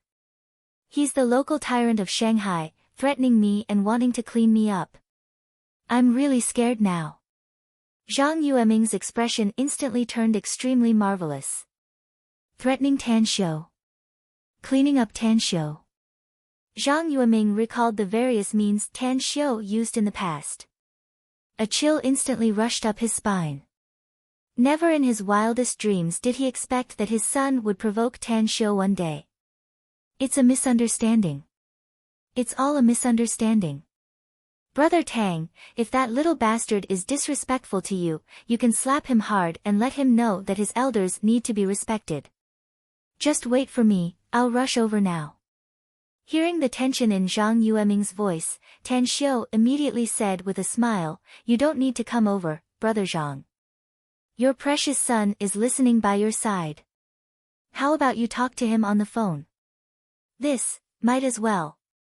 Zhang Yueming hesitated for a moment before finally replying. With a frightened look on his face, Zhang Zitao cautiously looked at Tan Xiu. Before taking the mobile phone from Tan Xiu's hand, he first bowed to Tan Xiu in public. Then, he took the phone and said with a bitter expression, "I'm sorry, Dad. Although I heard Song Zitsong mention the name Tan Xiu before, I didn't think he was the Tang. Uncle Tang that you always talk about. If I knew it was him, even if I was given 100 guts, I wouldn't dare to meddle in other people's business." When Zhang Yueming heard his son's voice, he immediately cursed, "You good for nothing. Even if it's not Brother Tang, you can't just casually bully others. Your wings have hardened, haven't they? You dare to run amok now. When you apologize to your Uncle Tang, your attitude must be sincere, and it must come from your heart. You scoundrel, you don't learn anything good from day to night. You're just fooling around with your pack of scoundrels. Wait and see how I'll deal with you later." Zhang Zitao's expression was ugly. He wasn't afraid of anything except the old man at home. He was right. Although he had heard Song Zitsong mention Tan Xiu's name a few times before, he had never thought of this man in front of him. In the past 6 months, the name that he had heard the most from his father's mouth was this lord's name. "Dad, I will apologize immediately." Zhang Zitao didn't hang up the phone. Instead, he took it and bowed to Tan Xiu again, saying, "Uncle Tang, I didn't expect that I would be so disrespectful to you. You are a magnanimous person. The Prime Minister is magnanimous, so don't lower yourself to my level. I know I'm wrong. You can beat me if you want to vent your anger." At the side, Song Zitsong was shocked by this sudden change. He was tongue-tied and dumbfounded as he watched the 180-degree reversal of the plot. His heartbeat sped up and he felt that his bones were a bit cold. He was crystal clear about the Zhang family's strength. It was a very powerful force in Shanghai. How could Zhang Zitao suddenly turn into a docile little sheep in front of Tan Xiu? There was also Zhang Yueming. His words were full of worry, as if this guy in front of him was a great figure. Could it be that he also has a powerful background? Even a big shot like Zhang Yueming was afraid of him. Upon thinking up to there, Song Zitsong immediately regretted it. He should have investigated Tan Xiu's background before coming here. Tan Xiu looked at Zhang Zitao, who was sincerely apologizing. The words "Uncle Tang" echoed in his mind. He was not as old as this Zhang Zitao in front of him, right? He was actually a generation older than him. Tan Xiu slowly raised his hand and looked at Zhang Zitao's pale face. Then, he gently patted his shoulder and lightly said, "A lot of rich second generations and officials' children don't know how to keep a low profile and are immature enough. As a result, they bring disaster to their family and implicate the whole family. You should be more careful in the future. You're already so old, so it's time for you to mature. Alright, let's end this matter here. After saying that, he took back his mobile and smilingly said, Brother Zhang, it's said that a tiger father won't beget a dog son. I believe your son will have great achievements in the future. But in terms of education, you'll have to put more effort into it. Zhang Yueming, who had just taken the mobile, had already heard his son's apology and Tan Xiu's words. He let out a hollow laugh and helplessly said, Brother Tang, it's all my fault for being negligent. There have been too many business matters in recent years, so I haven't disciplined this child Zitao a lot. But you can rest assured that I'll discipline him well in the future. I'll strive to make him mature as soon as possible so that he can take over my position and let me relax for a few more years. Alright, then. Tan Xiu laughed. Alright, then. I'll look for Brother Gu to have a meal with you later. After hanging up the phone, Tan Xiu looked at Song Zitsong. At this moment, he found that Song Zitsong lowered his head and didn't speak. Then, he shook his head and said, You're Song Zitsong, right? I don't care who your father is, nor do I care how powerful your family is. Just remember my words. If you really like a woman, then use your sincerity to move her and melt her with your love. Using threats to deal with someone you think is your rival in love is simply stupid. Get lost and don't be an eyesore in front of me. Song Zitsong raised his head and wanted to say something, but he swallowed back the words he wanted to say after seeing the indifferent expression on Tan Xiu's face. Although their Song family was stronger than the Zhang family, he felt that what Tan Xiu just said was right. Don't court disaster for your family and don't implicate the whole family. After all, he still hadn't figured out his identity yet. Not far away, the other two young men who were hugging the girls were completely dumbfounded at this moment. They didn't even notice Song Zitsong and Zhang Zitao coming over. As for the three girls, their eyes lit up as they looked at Tan Xiu with eyes full of curiosity and worship. Let's go. Zhang Zitao's heart was filled with a haze. He immediately shouted in a low voice upon seeing the dull look on his two friends. He had long wanted to get to know Tan Xiu, but he never had the chance. Now that he finally met him, he offended Tan Xiu, which made him curse Song Zitsong 100 times in his heart.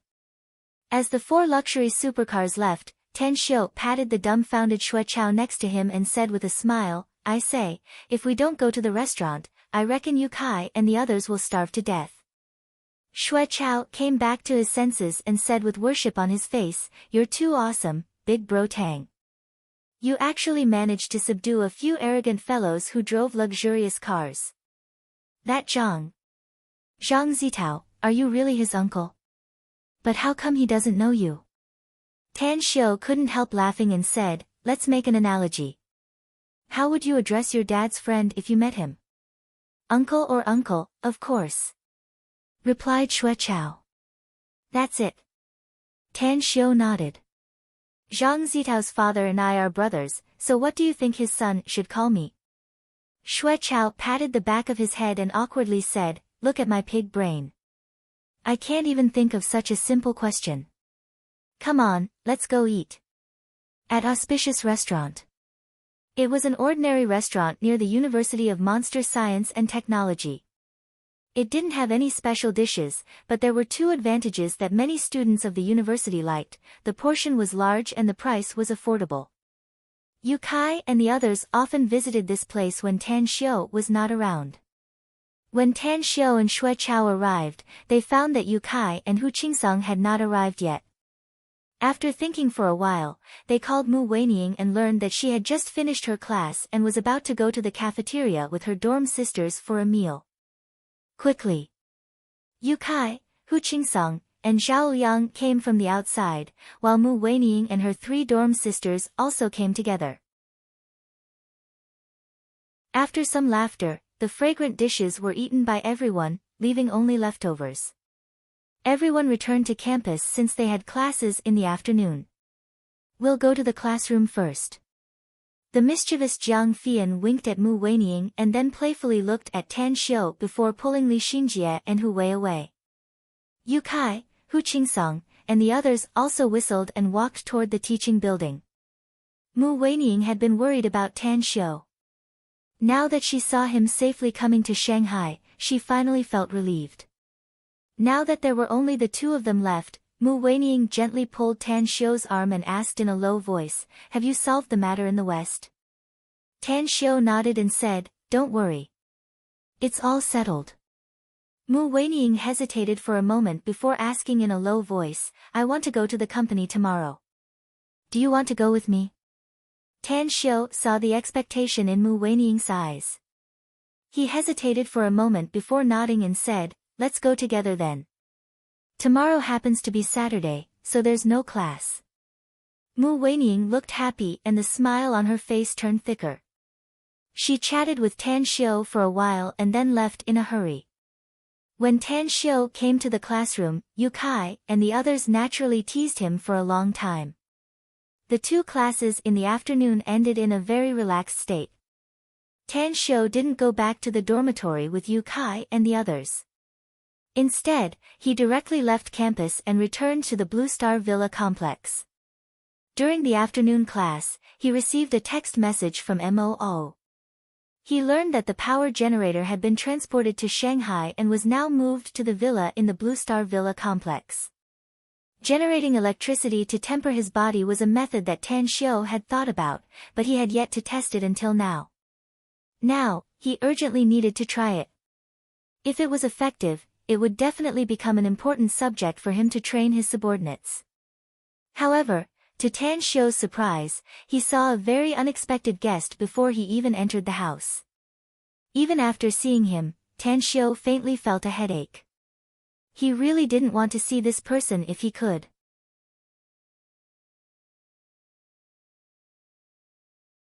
Chapter 669. As the saying goes, don't slap a smiling face. Tan Xiu looked at Chu Yuan, who greeted him with a smiling face.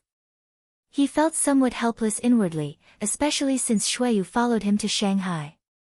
Chu Yuan was obviously interested in Xueyu, so he didn't want to see him.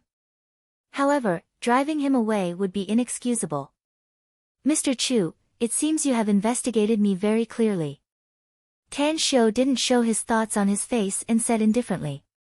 Chu Yuan had been waiting here for 10 minutes, but the two big men didn't let him enter the door, so he could only stay outside. Now that Tan Xiu had arrived, he smilingly said, "You misunderstood me, Mr. Tang. I just learned that you're studying in Shanghai, so I wanted to visit you. It's not appropriate to go to the campus rashly, so I asked someone to check your residence." Tan Xiu nodded and led Chu Yuan inside. He ordered Auntie Zhang to make tea and then sat down in the reception room. As the cigarette was lit, Tan Xiu calmly asked, "I just returned to Shanghai yesterday, yet you came to visit me today. Is there something urgent?" Just as Chu Yuan was about to speak, the reception room's door was pushed open. Moo came in and glanced at him before he quickly came to Tan Xiu's side.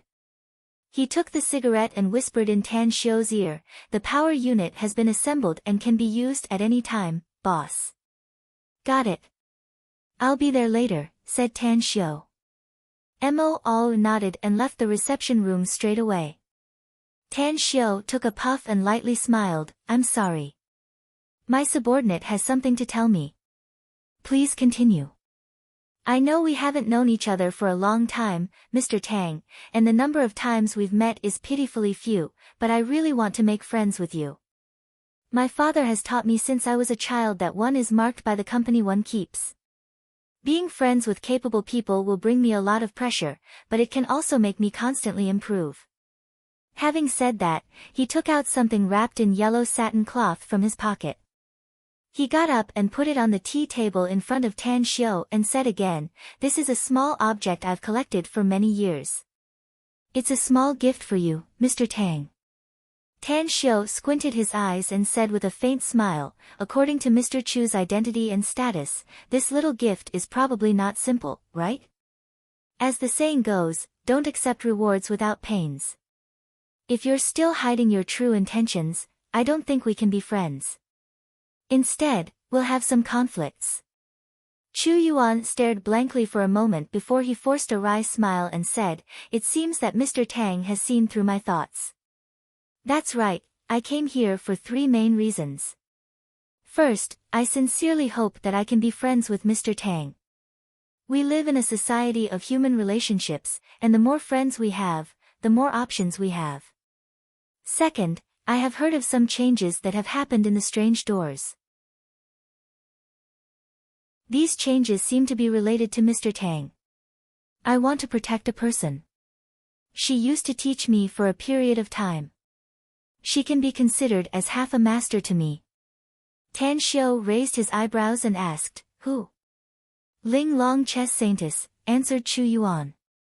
Tan Xiu's expression turned cold as he shook his head and said, "If you don't dig up the roots when you cut the weeds, you'll have endless troubles in the future. Though I'm very curious as to why she left the Kana's hunting ground and didn't die in my hands, she's still an enemy. Let me ask you something, Chu Yuan. If someone uprooted the Imperial Garden and killed all your relatives, would you be able to let go of this blood feud?" Chu Yuan stared blankly for a moment before he bitterly shook his head and sighed. "Since you've put it this way, I'm afraid I'll be ungrateful if I'm still entangled in this issue. She's going to die, and I'm not your opponent, so I can only do something within my power, such as the old, weak, and young of her family." Tan Xiu looked at Chu Yuan's probing eyes and indifferently said, "You must know what's more important if you don't want to stir up trouble. I don't care if the Imperial Garden is the Tai of the 3 styles or the 6th style, but it's best not to meddle in this matter. Of course, I'm not that unreasonable. It's good for the surviving members of the 8 families to be ordinary people." Chu Yuan shot a deep look at Tan Xiu and said with a straight face, "I understand. Tell me your third purpose," said Tan Xiu. "I heard that Mr. Tang came to Shanghai with Jade Beauty?" asked Chu Yuan. He, Tan Xiu suddenly grinned. He stood up and walked toward the door of the reception room. While walking, he said, "The Imperial Garden has been in Shanghai for so many years. You really have a deep foundation and many eyes and ears. Such a trivial matter can't escape your eyes. Since you've come here, you should have found that Shueyu's veil is gone, right?" Chu Yuan's heart trembled and a sense of oppression grew inside. Although he had seen the photos of Tan Xiu and Shueyu leaving the airport and was deeply attracted by Shueyu's stunning appearance, it was just a guess and he didn't dare to be 100% sure that it was Shueyu. But, now that he got confirmation from Tan Xiu, he knew that he didn't have a chance. Even if Tan Xiu didn't want Jade Beauty, it was likely that she would never be with him again given her character and the rules of her clan. His heart ached faintly, but he felt powerless about this result. Following behind Tan Xiu, he suddenly said with a slightly pale face, "Mr. Tang, you should be very clear about my feelings. Jade Beauty and I have known each other since childhood and can be regarded as childhood sweethearts. But since she has made her choice, I respect her decision. I just hope that you'll treat her better in the future." Just as Tan Xiu was about to enter the hall, his footsteps suddenly came to a halt. He turned to look at Chu Yuan with a slightly unwilling expression and said with a light smile, "Shueyu is nothing in my eyes. I wanted to drive her away and stop her from pestering me, but I failed. If you can convince Shueyu to leave me and never see me again, maybe I can accept your friendship." "What?" Chu Yuan was shocked and a sense of shame involuntarily arose inside him. The woman he wanted to pursue turned out to be so unimportant in the eyes of others. He was proud and conceited, but he was a bit disheartened at the moment because of a woman. "I'm sorry, but I don't have the ability." Chu Yuan took a deep breath and said with a bitter face. Tan Xiu shook his head and turned back to continue walking, saying, "I still have something to do, so I can't send you off, Mr. Chu. I believe you already know where Shueyu lives, Mr. Chu. You can find her at any time if you want to see her later." Having said that, he passed through the living room and came to the front of a door in the opposite corridor. After pushing the door open, he saw that everything else in the room had been cleaned out, except for the power unit installed inside. 2 arm-thick wires were connected and sealed with a plastic seal. Chu Yuan didn't leave despite hearing Tan Xiu's order to leave. He followed to the door and was immediately stunned when he saw the scene inside. After hesitating for a moment, he still followed inside. "You're still not leaving?" Tan Xiu took off his coat and turned to look at Chu Yuan. Chu Yuan spread out his hands and forced a smile. "Mr. Tang, you haven't seen the gift I gave you. I guarantee you'll like it." A trace of surprise was revealed on Tan Xiu's face. He was silent for a moment and then said, "Since it's a good thing, then I'll see it later." "Do you see this thing? It's the world's most powerful power unit, up to 1.2 million kilowatts. The core equipment of this unit, the boiler, the steam turbine, and the generator, are all the best in the world. Do you know what I'm going to use it for?" "I don't know." Chu Yuan shook his head, confused. "I'm not a clean freak, but I also like cleanliness."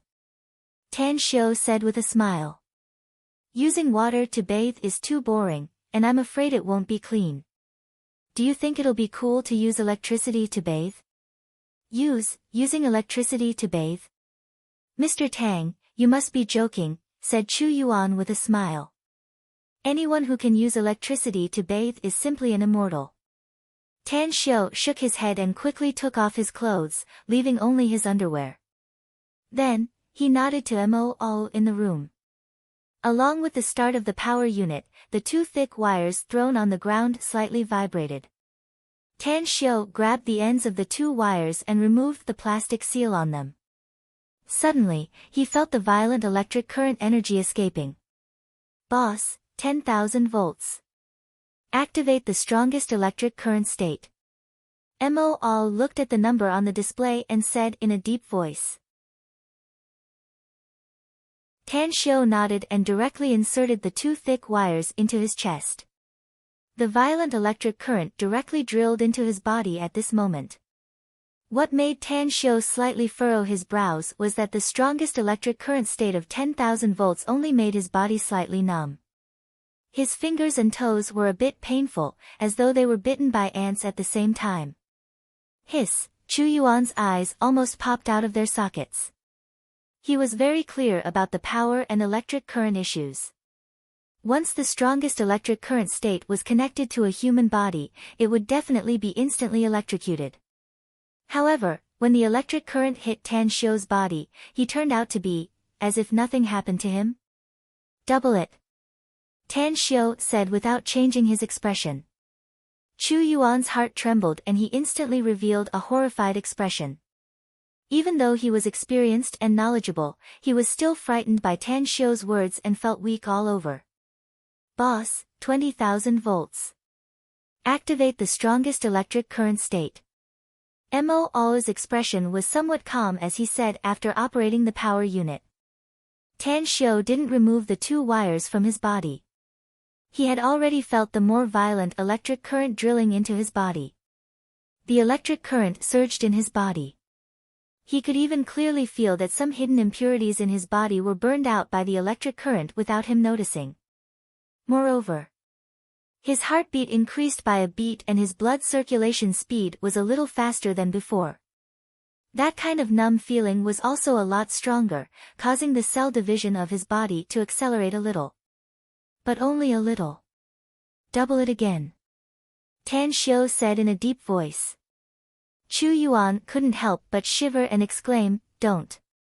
Mo ignored Chu Yuan and directly increased the power to 40,000 volts.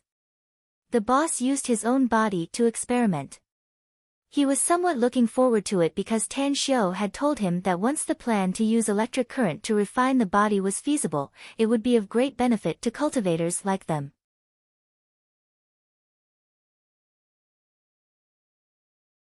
Chapter 670. The violent electric current surged into Tan Xiu's body, wreaking havoc in every muscle, every bone, and every organ of his body. The pain made Tan Xiu feel as if he had returned to the state he was in when he was undergoing the tribulation. The power of thunder and lightning was terrifying. How many powerful cultivators had been destroyed by it, and how many immortals with extremely high cultivation levels had been killed by it. The power of nature, the energy of the universe, and thunder and lightning were definitely among the best of the destructive elements. 40,000 volts of electric current in its strongest state caused Tan Xiu's body to tremble slightly, but he could feel that this was not his limit. It could not stimulate his potential, and it did not even have much effect on increasing the strength of his body. Increase, 20,000. Tan Xiu spat out these 4 words. The expression on Chu Yuan's handsome face turned extremely marvelous. If an ordinary person were to be electrocuted by 40,000 volts of the strongest current, they would die in an instant. However, Tang Xiu's body only trembled a bit, as though it didn't hurt him at all. Even if this guy was a cultivator, there was no need for him to be so terrifying, right? Chu Yuan believed that he had seen countless unimaginable things in his life, but the situation in front of him was more outrageous than any he had encountered before. What he found most difficult to accept was that this guy actually claimed to be using electric current to take a bath. The highest current of 60,000 volts finally caused Tan Xiu's face to turn slightly pale, and some beads of sweat appeared on his forehead. But as soon as the beads of sweat appeared, they were evaporated by the high-voltage electricity. His hair stood up one by one, and his skin was faintly flushed. Pain. A heart-wrenching pain. But Tan Xiu forcefully endured the pain, and his heart was filled with intense surprise. This was because he found that his body was being tempered by the electric current. His muscles were injured by the electric current, but as chaotic force flowed through them, the injuries were rapidly recovering. His bones were constantly being tempered by the electric current, and they were becoming increasingly tough. What surprised him the most was that his internal organs were being stimulated.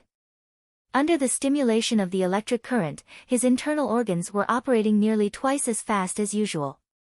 But after being injured again and again, they were being nourished and repaired by the chaotic force again and again. He could even clearly feel that his internal organs were being tempered more and more. Oh, 100,000. Tan Xiu's eyes were slightly red, and his hands that were holding the wires were trembling slightly, but he still gave the order resolutely. You lunatic. Chu Yuan's body trembled as he staggered back a few steps, his back directly pressed against the wall. The way he looked at Tang Xiu was as though he was looking at a dead man. Sizzle, Tang Xiu's only underwear was ignited by the powerful electric current and burned to ashes. But whether it was the electric current or the burning trousers, neither caused much damage to Tang Xiu. It stung. This made Tan Xiu feel both pain and happiness. His nerves seemed to be cast from fine steel. His blood vessels seemed to be boiling magma. His streamlined muscles were jumping and trembling, but the moment a layer of gray substance appeared on the surface of his body, it was burned solid. Mo stood next to the power generator. His eyes were filled with fanaticism. He could clearly feel the high temperature in his boss's body. Seeing with his own eyes the boss's endurance, a strong desire arose in his heart, to become stronger. He also wanted to become stronger, to become incomparably powerful. In the future, even if he had to bathe in electric current or lightning, he would be able to do it easily. Chu Yuan, who was leaning against the wall, gasped for breath. He felt that his heartbeat was rapidly increasing and his legs were sore as if all his strength had been sucked away. It was too terrifying. Was he still a human? Chu Yuan wanted to turn around and flee. He didn't want to stay with such a lunatic who didn't care about his life. He didn't want to be in the same room with such a terrifying monster. However, he couldn't take a step because he wanted to see the whole process of Tan Xiu's bath. He wanted to see the final outcome of this monster. Time passed by bit and 20 minutes passed in a blink of an eye. When Tang Xiu suddenly threw away the 2 thick wires, he burst into wild laughter and said, "Awesome. That's so damn awesome." Mo strode forward and hurriedly asked, How's the effect, boss? Tan Xiu turned his hand and took out a set of clothes from his interspatial ring. After quickly putting them on, he said with satisfaction, not bad. Very good. I can feel my physical strength increasing. Oh, order our men to buy at least 100 of these power generators for our daily training. I'll contact the little boss later, said Mo all happily. Tan Xiu nodded and looked at Chu Yuan, who was leaning against the wall. He found that his face was pale and his eyes were full of disbelief. Tan Xiu lightly smiled and said, Mr. Chu, I just took a bath naked in front of you. It's really not elegant. But the taste is really good. Do you want to try it? Chu Yuan gulped and desperately shook his head. You're a lunatic. Only a lunatic would do such a thing. I won't try it even if you beat me to death. A lunatic? Tan Xiu couldn't help laughing and said, then forget it since you don't want to try it. It's just a pity. Bathing with electric current is very enjoyable. Chu Yuan took a deep breath and quickly adjusted his mood. Then, he slowly said, you're not taking a bath at all. You should be using electric current to refine your body. Alright, I won't tease you anymore. Tan Xiu laughed. I'm indeed using electric current to refine my body. It's a pity that my strength is too poor and I can't use too strong electric current, else I'd really be electrocuted to death. However, sooner or later, the world's largest power station will become my bathhouse. Even if lightning strikes from the sky, it will be able to give me a back rub. Ha ha ha. People were in high spirits when encountering happy events, so Tan Xiu's attitude toward Chu Yuan turned better. Listening to Tan Xiu's words, Chu Yuan was rendered speechless by this lunatic. However, through another aspect, he was also deeply envious. He also wanted to have powerful strength, to use electric current to refine his body, and to rub his back with lightning in the future. A cultivator. It was a role he had dreamed of becoming countless times. Unfortunately, the imperial garden had been passed down for several centuries, yet they still hadn't obtained any cultivation technique. Although his combat strength was good, he could only deal with some gangsters. He was still half a step away from being a martial arts grandmaster. Can I make a deal with Tan Xiu? I don't care how much I have to pay as long as I can get a cultivator's cultivation technique. The thought flashed in Chu Yuan's mind and he couldn't restrain himself any longer. His eyes were full of passion as he looked at Tan Xiu and said, Mr. Tang, what price do I have to pay to become a cultivator? Is money enough? Tan Xiu looked at him with a strange expression and then couldn't help laughing. Money is a good thing, especially in today's materialistic era. But do you think I'm short of money? Chu Yuan's breathing stagnated and he immediately forced a smile. You're indeed not short of money given your status and ability, Mr. Tang. This daddy is short of money. Tan Xiu couldn't help but roll his eyes.